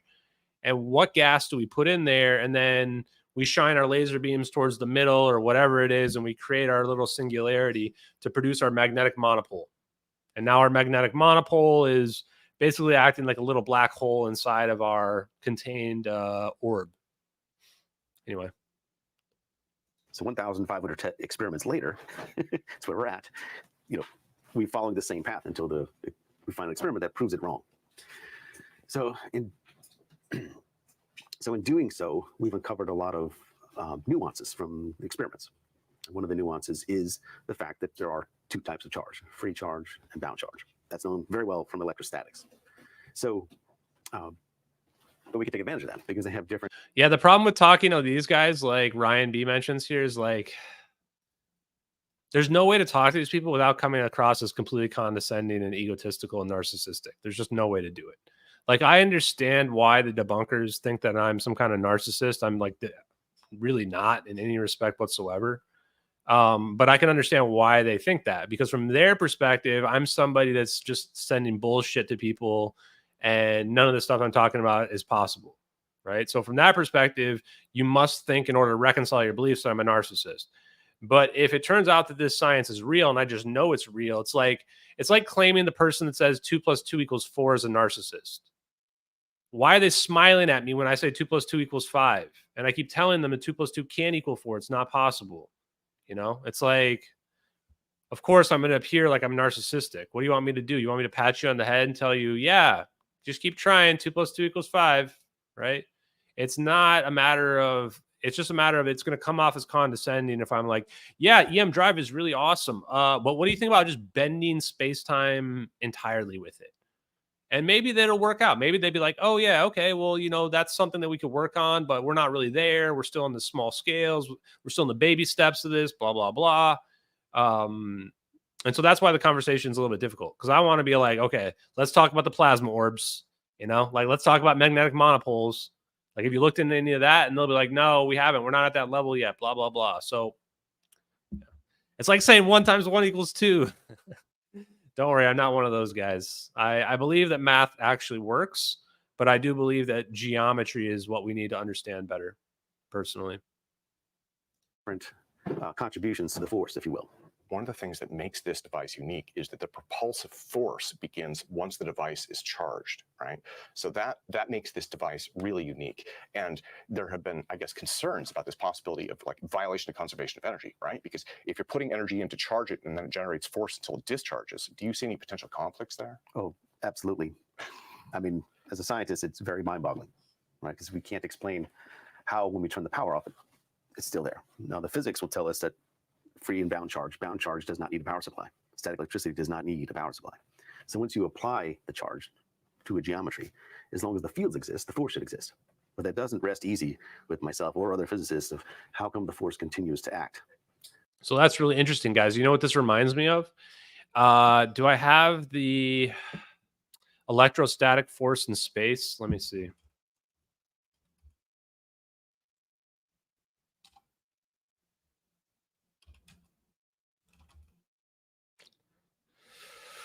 I don't know where I have the video. Maybe I just reposted it. But the force where if you take the needle, the knitting needle, and you rub it with a cloth in outer space, and then you have the water drops, you'll see the water drops float around the knitting needle. It's like, where's that force coming from? Why is it manipulating around the knitting needle? That's what he's talking about here. Is you apply the charge, you create the electrostatic force, and then it's producing a field, and now you have propulsion. But how can that be? How are we getting that force? Are we violating the laws of conservation of momentum, of energy? What's going on there? So the electrostatic force, and this is why Charles Buhler is an expert on electrostatics. And then the question is, why is that working? And now this is the part where I'm trying to read Charles Buhler. I'm trying to use my poker skills right now. I'm trying to get a read on him. Like, does he know that we can go way beyond this? And that's why he's confident? Is he just being coy right here? Being like, it's hard to reconcile this? Or is he really not realize the implications? Like, maybe he's not looking far enough ahead to realize he's talking about free energy machines. And he's talking about, if you scale this up, now you've got a wormhole creator. It's the same technology in science. And he's looking at the tiniest scales. And you pump it up, and now, what is this capable? What is this really capable of? Because now you're doing work without putting additional energy in. It's a problem. So in terms of thrust, right now, I believe this is generating, again, 1 Earth gravity, but that comes out to being, I believe, millinewtons or micronewtons in terms of overall thrust. What do you think the upper limit is for this? And again, I believe Drew had mentioned he hopes to be able to generate 1 kilogram of thrust in the future. Do you think that So I like that, because this is why you watch that other one first with Drew, because now he's referencing the stuff that Drew is talking about, and Charles is more of like the front-facing guy. So like, how is Charles interpreting this? We're learning about like how he sees the technology working. could generate that in the next year or so? And do you think they can go beyond that? Right now, we don't have an upper limit, at least in terms of the physics of what the force could be. Since we don't quite understand the microscopic foundations of it, we don't know what the upper limit would be. So the math does not tell us. So again, I can't get a read on him, because my answer would be, well, where's the energy coming from? Right? That's the question here. When he's talking about this and he gets asked, how are we violating the laws of energy? The first question is, where's the energy coming from? Because if the energy is coming from an unlimited source, the space-time ether all around us, then what's the answer for how much you can charge this up? You can charge this up infinitely until you break reality. That's how much you can charge it up. You can just keep pumping it up, right? Keep amplifying. This is why Salvatore Paez talks about being able to destroy a planetoid if you amplify the energy, and why he puts in a big disclaimer about how we got to make sure we don't destroy the world, because that's what we're talking about here. The same concept as if we add a thrust to my body in outer space, even if it's tiny, it's going to start ramping up. So same deals. You charge this system up, And then now it hits this equilibrium point. It's self-sufficient, self-sustaining. Maybe you can amplify it more. Maybe you take 3 orbs and you jam them together to amplify it even more. And now you create a system where you can amplify the energy in any space-time locality that you want with your floaty orbs. United States government.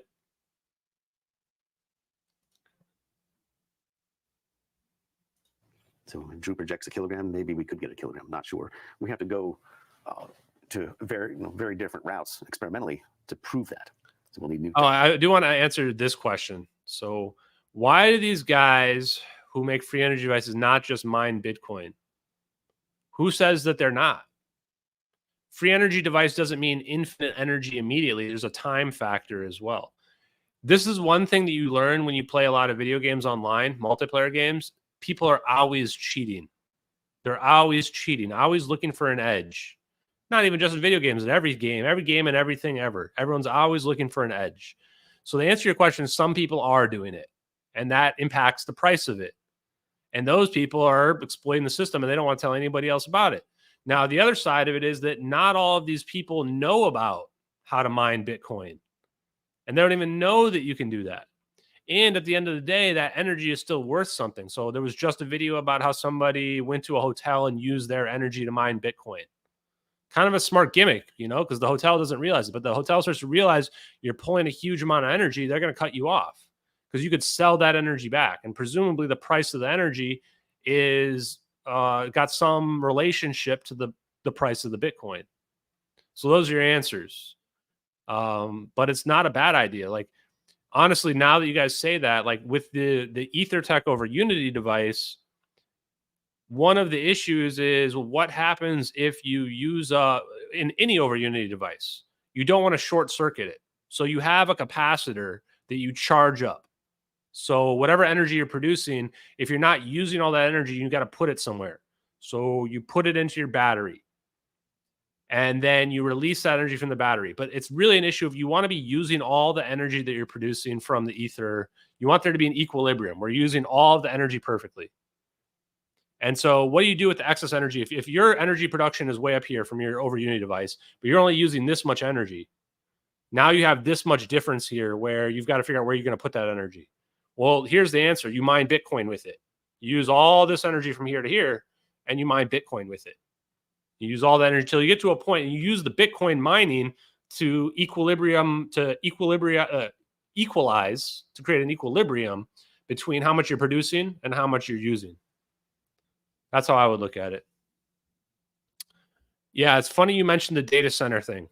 There was a couple of people related to data centers that emailed me. I think that data centers are definitely an area I want to get involved in because it's the same concept where it's like, you tell me how much you're using and we'll make a device that will produce an equal amount so that we can just negate it out entirely. Then the question becomes, what do you do when the energy company comes knocking, asking how you're producing all this energy without taking anything from the grid? Magic. We're just doing magic out here. We got some solar panels on the roof. They're yeah. We'll see. Okay, here we go. Let's finish this up. Technologies, new materials, new test setups. There's a lot that could be done. We've just basically scratched the surface as to how we can take advantage of this force. There's a lot more to go. This is chapter 2 of a book. Yeah. There's chapter 0, chapter 1. We're basically chapter 2 of probably a 10-chapter book. That's what I believe. So there's a lot that can be done. There's a lot of different paths stewing in our background. Fakes. I love this idea. Sell fake solar panels. Just like make it look real legit, but it's just like painted on a wooden board. Like, yeah, it's our solar panel. You just don't let them get too close. Like you just like you look at it from a distance, not even plugged in. Like I love this idea. Actually, we might do that. Self-fake. With every over Unity device, you get 2 fake solar panels. Solar panels are so useless. We're faking them just to make people think that we're using solar. That we're trying love to that idea. encompass, but it'll take time and funding to do that. But there's no theoretical reason why we can't generate more thrust than we are, at least based on the equations. Well, and speaking of, this long-term path to testing, refinement, and evolving this design. So Drew, again, when I visited yesterday, showed me a stack of thousands. I think he said something like 3,000 tests that he has run in the past. And I think his model has been to test and then change one variable and test again. And again, an enormous stack of binders. You know, he's very good about storing his data. I think that shows the kind of work that you guys are doing on this, right? So you're putting a lot of time and energy into doing this right, refining the model, and basically improving efficiency over time, right? That's true. I mean, we've made roughly 1,500, 1,600 test articles, but they've been tested multiple times. So that means it could be 3,000 tests. I'm not exactly sure. It's hard to count them. Yeah. But he does have the notebooks. He has the data. He has the images, the videos saved. So he is documenting what he's doing since 2020 very, very well. Prior to that, many of the notebooks are here where we didn't have the high vacuum chamber. This lab was done in air tests, and all the test articles we tested. So 3,000 experiments is what they've done already, guys. This is a part of it. Yeah, it's too much work proving it, not enough work building working products. Exactly. Little Huda Crunk is becoming one of my favorite viewers, and I recognized him on Twitter as well, because I think he understands and this is what I want you guys to get out of this. Look how much work it is to prove it. People are like, just prove it. What, you want me to become Charles Buhler and try to fund 3,000 experiments to get one experiment that shows results, then to have every fucking debunker on the planet come out there and say, I couldn't reproduce it because I made a little at-home setup and it didn't work for me. And then everybody goes, oh, it's not possible. Like, this is how stupid we are generally, right? Like, these guys are doing methodical experiments. So for people to come and start pooping on your results after you've just done 3,000 experiments, you've compensated for everything. You have this elaborate setup for compensating for the temperature as well. And then for somebody to come in and say, I tried to recreate it and failed on my first time. It's like, yeah, they failed like 2,900 times. It was the 100 times that worked that matter, not the 2,900 times that you fail. It's crazy. And that's why I don't want to do any of that crap. That's why when I decided who I wanted to work with on Over Unity, the number one factor was, oh, have you already produced it? If you've already got it figured out and you've already produced it, that's the best scenario. I don't want to be one of those people who was like asking for money for investing to prove that the science and technology works. I don't give a shit about any of that. I already know that it's out there and people know how to do it. I just want somebody who's got the working product. That's the best case scenario. So if you're interested in open sourcing it or whatever bullshit people think you're going to do it, you can go be Charles Buhler. And you can go open source it and try to prove to the world that it works and spend, I would guess they're spending hundreds of thousands of dollars, probably closer to millions of dollars in terms of investment just to prove to academia, who doesn't give a shit, that it works. Maybe you'll end up winning a Nobel Prize as best case scenario. Great. Nah, I just want to produce it, sell it, make some money off of it, and then it gets out to the world. That way people will just accept it. That's the difference between my mentality and the mentality of the people who are doing experiments like this. And for the record, 100% support what Charles Buhler is doing, because when he's able to prove this to academics, and you've got the Sabine Hassenfelders of the world, and I'm not comparing her to like the Neil deGrasse Tyson. I think she's much better than they are. But you've still got your Neil deGrasse Tysons accept the fact that this is a real effect that's really out there. Then I'm going to jump in and go, yep, and this is nothing. This is nothing. We've already ramped it up. We ramped it up decades ago, and now we've already got warp drive and we've already got wormholes, right? Like, that's why it's boring. It's the same reason why I don't care about UFOs and aliens anymore. UFOs and aliens are cool, but you know what's cooler than UFOs and aliens? Fucking free energy. Having a device that just produces energy, like significant amounts, like coefficient of performance greater than 2, maybe greater than 3, maybe higher than that. Warp drives, where I can just be in my little bubble and just, or just straight up Stargates. I want to go through a Stargate. I'm not really answering a lot of questions regarding the Over Unity stuff, but I'm already been setting up meetings with people who sent inquiries.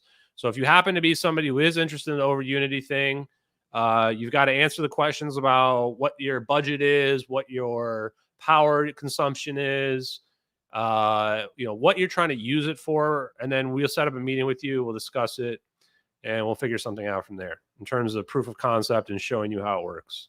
We're not doing it all publicly anymore. It's not worth it. Same reason why other people haven't done it is like, you don't want a million idiot trolls like telling you that it doesn't work.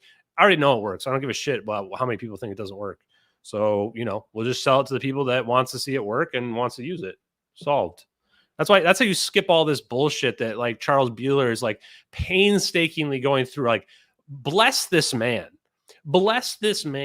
for going through all of these motions, especially if he knows that it's real and he's still doing all of this to try to prove it to the world. Give him the Nobel Prize. He deserves it. I mean, there's already people who have already figured this shit out decades ago, but give the man the Nobel Prize for the effort, you know? At least somebody's doing it. I'm not going to do that. I have no interest in doing that whatsoever. So there you go. That's basically a year and a half from the wall behind you. So the documentation has been outstanding so far, but it'll take years to go through that data, to be fair, because it's not something that either one of us really has the time to do. All we can do is look at the test results and then determine qualitatively how well it performed. But it will take some time to go through that data. So in terms of this model and in terms of, I guess, extending our knowledge of physics, does this point the way towards even more powerful, I guess, approaches to propulsion in the future? And the reason I ask that is what you've discovered really seems to overturn this idea that propellantless propulsion is impossible, right? And so once that door is... This is a good question. Honestly, Tim Ventura's question is really good as well. It's like, doesn't this just open the door? Like, Tim Ventura gets it. So I've also been judging Tim Ventura on some of these discussions. I think he's got a really good poker face, Tim Ventura does. He doesn't really reveal how much he knows in his interactions. I can't get a beat on him if he really knows all this is real or if he's still skeptical and up in the air. For me, you guys know how my opinion. I know this is all real. That's my opinion. Easy enough. We probably will have Tim Ventura on Hard Truths for whoever just asked that as well. That's probably going to happen. I've just been waiting for the right time. I definitely want to do a deal with data centers in general. I think the data center idea is perfect because it gets around the issue of creating the equality between the inputs and the outputs, honestly. But for the most part, guys, like, I'm not going to answer too much stuff on the over Unity stuff. Other than I'll say that the first wave is in progress. We're vetting people, et cetera, and you know, it's pretty exciting. I'm not going to lie, it's exciting, but it's not the only iron I've got in the forge either. So it's pretty amazing. Like, everything about the MH370 investigation has changed my life. And I'm very happy that I learned that all this is possible and that I've made connections that I'd never have before. And at the same time, like, the downside of that, and I knew this would always come, is that the more I learn, then the less I can speak publicly about some of the stuff, because some stuff is proprietary. Some stuff is just for privacy reasons. Like, I don't want to talk about my clients and the people that we're talking about. And then for strategy purposes as well, like, I don't want to reveal too much information to other people, to our adversaries, you know, all of that stuff. And then to the lesser extent, there's the NDA issue. Like, I haven't signed anything with the government or anything like that. But even from a proprietary perspective, like, you know, if there's a way to figure out how something works, like, you know, other people are going to figure it out. You want to be the person who's going to be able to bring it to market before everybody else. So I'm somebody who's feels like I want to give to the community, but I don't want to just give away all the secrets for how everything works. Like, you guys can figure it out yourselves, make your own businesses, you know, do that kind of stuff, take the risk. So altruistic is the word I was looking for there. Because part of it's like, oh, well, don't you want to be the guy that reveals it to the world? I wish. If that's how the world worked, I'd love to do it. The way the world works is if I start blabbing about how everything works, I'm probably going to get a bullet. I might get Amy Eskridged or, you know, Ning Lead or whatever, all of these Boeing whistleblowered. B, every media is going to say that what I'm saying is bullshit and that I made it up. You're going to have every debunker in the world saying it can't possibly work. And then we go back to square one again, where nobody knows anything and I'm dead. So you got to be like a little bit more forward thinking in terms of some of this stuff, guys. And that's the reason why it's never gotten out as well, because of all those things I just mentioned. I mean, we just read through the Wikipedia that basically debunked this. So if you're somebody who thinks this is debunked, well, I don't know. That's the problem, I guess. Like, how many other ideas might come out of it? Oh, I think a lot. I think we're creating a force from essentially nothing is very profound, because you have to ask the question, if you're creating a force from, we believe, the vacuum, can you not create energy from the vacuum? I mean, they're commensurate. Okay, now we know, right? He just gave it away. He knows, guys, right? He knows. If you can create force from the vacuum, can you create energy from the vacuum? What is energy from the vacuum, guys? Over Unity, free energy. So there you go. I might have to clip this later. 15 minutes. He had another one earlier too. So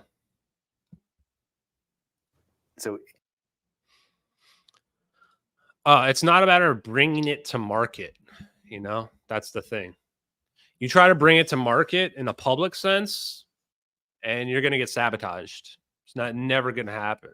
If you bring it to market by just quietly selling it to people behind the scenes, then eventually enough people have it, and then, you know, harder to deny that it doesn't work, right? People can be like, it doesn't work. And you're like, well, like 100 people have them and they're working. So, and then what do? What's their game plan after that? Their game plan after that is they say, oh, they find the one person out of 100 who's dissatisfied. And they go to that person. That person goes, it didn't work the way that I wanted it to work. And then all the headlines read, it doesn't work. It doesn't really work. The 99 people got scammed. The one person was the person, right? You guys got to be thinking more holistically. The world is not as simple as people believe that it is. There's people out there that just believe that if you reveal this information, you become a famous billionaire tomorrow. If that was true, I would already be famous for MH370.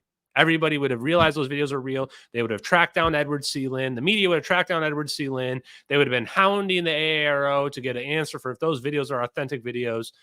None of that ever happened. The first step didn't even happen. The media never even looked at the videos. Everything about the videos was verifiable, and nobody looked at it. So you're telling me if I just come out and open source this and say how this all works, that all of a sudden everyone's going to just what? Suck my dick? No, that's never going to happen. Nobody's going to accept it. Nobody's going to listen. And then you're going to have people attacking it, and it's going to get litigated in social media. So now you understand the thought process for why I'm not bringing it to market, why I'm not going on CNN, why I haven't been making any more challenges or declarations to anybody, right? It's not that simple. Either you believe and you know it works, or you don't. Doesn't matter.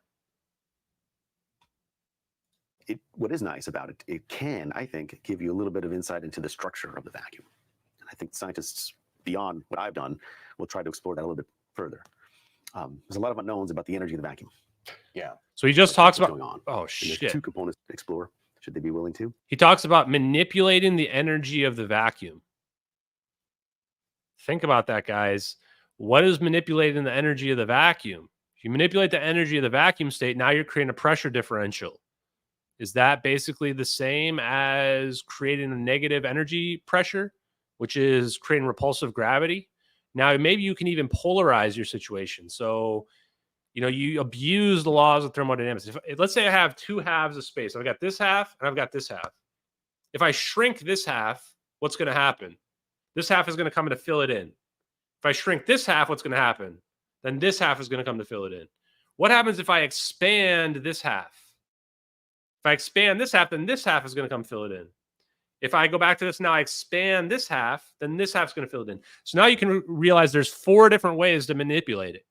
You can polarize your situation one way or the other, depending on if you want this side to expand or contract relative to this side.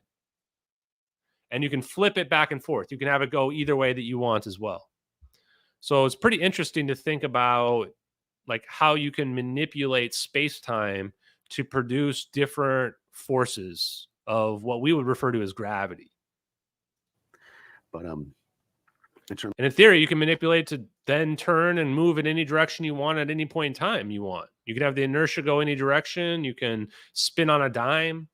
All you have to have is some kind of, let's say, induced pulse laser effect that shoots that, creates that space in front of you, or however it's doing it.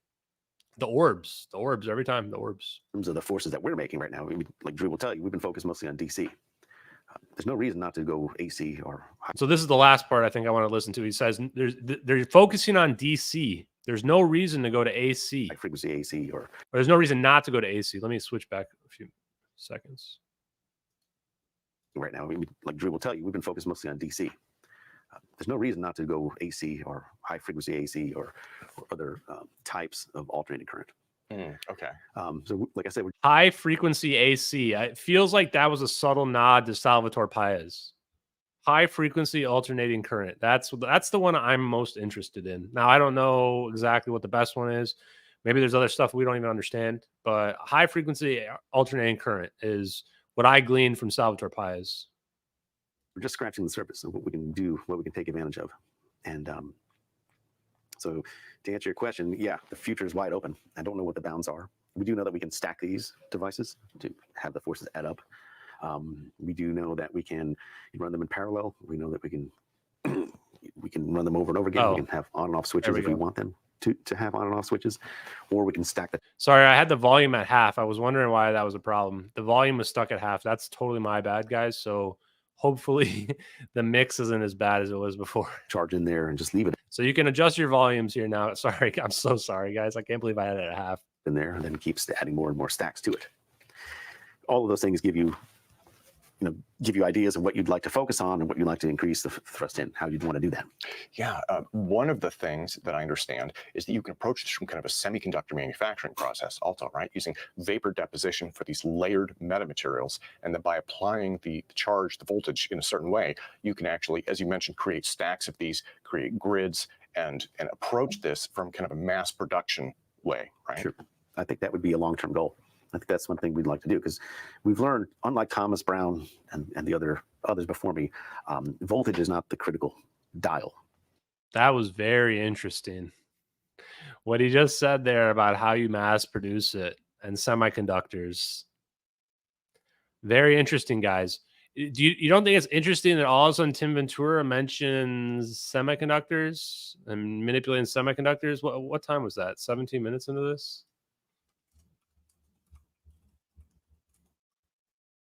So I think he basically just told how to build them. I mean, not specifically, but like theoretically, like how would you build this and how do you manufacture this into something that's useful that, like, you know, the defense contractors can use. That makes these devices move. It's electric field. And all that means is that you can have a very strong electric field in a very small volume with a very small voltage. You get the same electric field, even orders of magnitude than T. Thomas Brown did. So you don't need the large structures to create the large forces.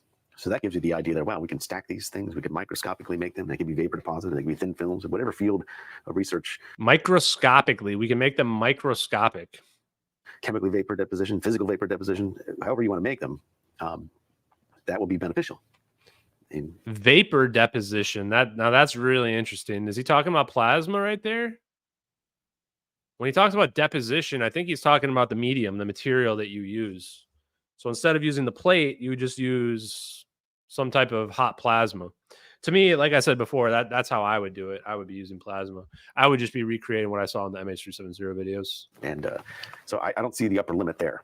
You know, it'll be based on breakdown of materials, breakdown strength. So no upper limit. He doesn't even see the upper limit, because it's like it's going to be based on whatever those materials are. So if the answer is using some sort of super hot fusion through, like, cold fusion through low energy nuclear reactions, it's going to depend on the materials. How much field can you hold in a very small volume? Those are the kind of limits. More material limits, not physics limits. More materials limits. Yeah. Since we're always generating new materials all the time, why not, increase the voltage a little bit, increase the field a lot. So it's exciting to think about what the possibilities are. Well, and yeah, the reason I asked about that manufacturing process also is I'm familiar with system-on-a-chip manufacturing for computer chips, right? And I'm not necessarily sure if you could fit everything onto a chip, right? Especially in terms of high voltage and things like that. But there is this exciting idea of being able to mass produce something and just insert it into satellites for orbital adjustments or something like that. Sure. I mean, even something that simple could be transformative. Oh, absolutely. I completely agree. And should we get funding someday to try that? It'd be a fun thing to try. There's no reason not to try. So two aspects. Feels like Charles Buhler knows more than he's saying publicly. And secondly, you mentioned him talking about if we get funding for that. Like, he is experimentally trying to prove this stuff, which is noble, but he's not really talking about commercializing it. He's talking, he wants to win a Nobel Prize, which maybe he's going to win one. But he's not talking about building stuff and selling it to people. But maybe if he is able to prove that this works and then he can patent some version of it that works, then he can sell that patent. Yeah. So that would be a nice long-term goal, nice little solid state. I do kind of wonder if he's controlled, because like this is so rudimentary compared to what the military already has. It feels like he's being allowed to disclose this tiny aspect of it. And yes, it's still huge, because once you open this Pandora's box, everything's coming with. But, you know, this is nothing compared to what the military has. Military probably had this 25, 30 years ago, right? Maybe even longer. Device, turn it on, it gives you thrust, and turn it off. In terms of physics models, you're using, I mean, standard quantum mechanics for this, right? But do you think that this may offer support for things like this polarized vacuum model or anything like that? Really, our only contribution to the quantum mechanical portion of it is the experimental one. So we know that the forces that we should get classically, we know that we're not seeing. Okay. So that means we're off by a factor. But what factor are we off by? Well, it turns out we're off by a factor of alpha squared. That is not at all surprising. Alpha is a coupling between fields and charge. Alpha squared is a quantum mechanical. Alpha, the fine structure constant, is a quantum mechanical constant. Shows up everywhere. So that is not surprising. So what we know about quantum mechanics is that physically, to see the object move, we have to pay the quantum mechanical price of alpha, that coupling between fields and charge. And it's less for the bound charges than it is for the free charges. Okay. That is our definition of alpha. Every field that has or discovers an alpha comes up with a new definition. So, you know, alpha is the definition. It has many definitions, but it's the ratio of the electrostatic charge energy divided by the energy of a photon at the same wavelength, if you're looking at the pure physics energy. But there are many other definitions of alpha, and they pop up everywhere. So our definition of alpha would be the ratio of the force of the strength from an E field of the free charges divided by the ratio of the strength of the energy of the bound charges. 1/137. That's what we see experimentally. It's pretty cool. Well, but beyond that, the microscopic Really is 1 out of 137. That's interesting. That's the ratio that they find. That sounds like that's engineerable. Oh, interesting. I did not realize that. 1 out of 137. level of what's happening, because that's the real connection between our force and quantum mechanics. We haven't really done that. So our free charges would be, could we say that that is electrons then? And then bound charges would be ions inside of the dielectric? They could also be electrons, right? You can trap electrons into your hair or balloons, or, you know, most charges are probably going to be dominated by electrons, because electrons are easy, they're lightweight, they can move around. They do transfer easy, but ions can too. But whatever's bound is not able to be mobile. So you can easily have electrons that are trapped too, just like ions can be mobile. So it's not a distinction between electrons and ions, but it is a distinction between bound and free. And that's what's interesting. So the bound charges, a lot more energy has been put in there to shove those particles and those charges into a dielectric, you know, to begin with. Much less energy than it would have taken to move electrons around in a metal. And this will work. So you create a bound charge that can't move around, right? You create a bound charge. Maybe you bind your charge that's so powerful that it actually produces a singularity in cold fusion. I don't know. And then you start extracting the free electrons from the environment. Better, much better in vacuum chamber testing also, right? Well, the benefit of going to vacuum is that whenever you're trying to encompass very high electric fields, you're going to hit the breakdown of the gas. Oh. But if you don't have a gas, then the limiting factor is not gas breakdown, it's what we call field emission if you get to high enough vacuum. So that's the benefit. We can get 2 orders of magnitude higher electric field if we just do it in very high, high vacuum. That's why we do the test in high vacuum. Otherwise, we're very limited to what voltages we can apply in air.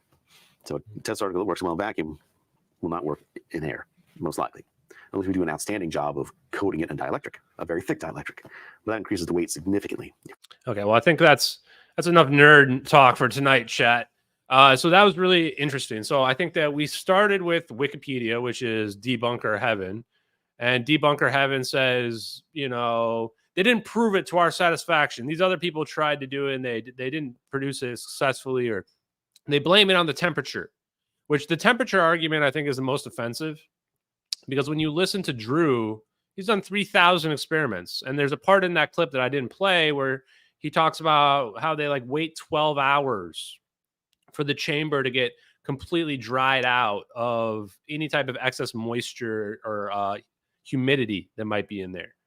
And so it's when you're going to that lengths and you've done that many experiments, you can tell if your results are related to some temperature variation. You know, you're already accounting for that. When I listen to Charles Buhler and I listen to Drew talk about the guy who's boots on the ground, these people are only doing it because there's something there. There's something there.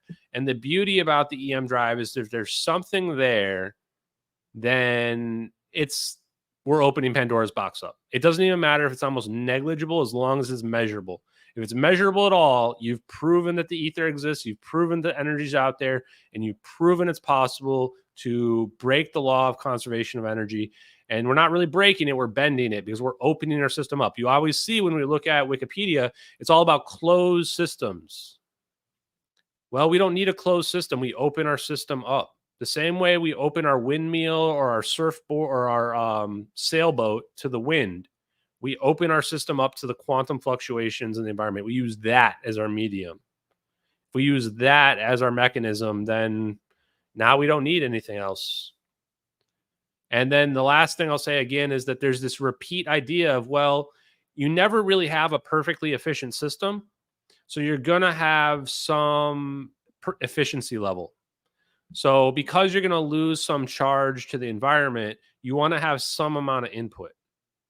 And for this, then you want to have like an over unity motor that's producing excess output that you can then use to feed in. And your over unity motor is just, the only difference is your over unity motor is taking that thrust and it's turning it into actual usable energy, and it's feeding that energy back into its own system. So pretty wild. Fun, guys. Yeah, and the trick here too is that we're manipulating the medium. Inertia, gravity, we're manipulating the medium itself. And how are we manipulating the medium? With extremely high voltages. So extremely high voltages, that's one of the things he mentioned several times, both of them mentioned, is you watch the stepwise production as you increase the voltage. And then, in my opinion, you manipulate certain frequencies related to alternating current. And it's like creating a tuning fork, or getting to the point where, like, if I scream, I'm using energy to scream. And my wine glass isn't going to break. But if I hit the wine glass in the right resonance, cause the right resonance to occur, all of a sudden that wine glass, the medium, is going to snap. And then all of a sudden the wine glass shatters. If you hit the right pitch, if you hit the right frequency. That's how I look at it with respect to this. And if you think about it like that, then I think you're going to be able to produce over unity free energy. I also think that you're going to be able to produce EM drive. I think you're going to be able to produce wormholes and warp drives. All of the above, guys. All of the above. So that's the mix. I don't care about what the sacred geometry is that makes it happen, but it also wouldn't surprise me if there is sacred geometry involved, like the 1 divided by 137. You find out there are ratios because it's all geometric. And the right ratios of this to that are what's going to give you allow you to break the system. So when I talked about the magic cards, where it's like you have your deck that's 50%, we want to get the deck that's the 99th percentile that breaks the system. How do you do that? You find those resonant areas of the frequencies and you manipulate those. You abuse those. Those are the breaking of the system. Like when Sheila was showing the 3-dimensional aspects of the vibrations, when she got to the coherent shapes, when they're not coherent, you see the stuff vibrating and shaking around, right? It's not breaking yet. When you get to the coherent shapes where all of a sudden it stands still and doesn't move anymore, now you've hit your singularity where you've got your deck now that's a 99% winner. That's how you should look at it, in my opinion, guys. So I hope you guys enjoyed the EM drive. EM drive is the same as the resonant cavity drive. It's the same as the Q thruster and the Q drive. And it's also the same. Actually, I think that's it. But they're all the same concept. And all of these concepts basically open the door up to all the other technology we've been talking about. That's why I wanted to chat with you guys tonight about it. I appreciate it, guys. Ashton 4 Orbs here. I'm going to go get some ice cream, guys. You guys have a good night. Peace. This one.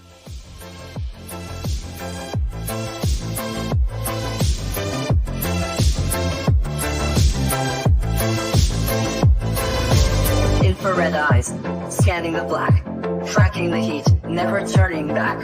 Control 22, a covert gaze. Control 33, in the cosmic maze. Controls in the mix, secrets untold. Silent watchers, brave and bold. In the shadows, they silently glide, protecting our interests, far and wide. As fierce, sentinel of the night, watching over with infrared sight, alerting us to threats afar, guiding our defenses like a guiding star. In the silence of space, they keep keep their post. Shields unseen, yet feared the most. With precision and speed, they warn of danger, keeping us safe from the missile's anger. As beers, sentinel of the night, watching over with infrared sight, alerting us to threats afar, guiding our defenses like a guiding star. Involved in the mix, secrets untold, silent watchers, brave and bold. In the shadows, they silently glide, protecting our interest far and wide. As beers, sentinel of the night, watching over with infrared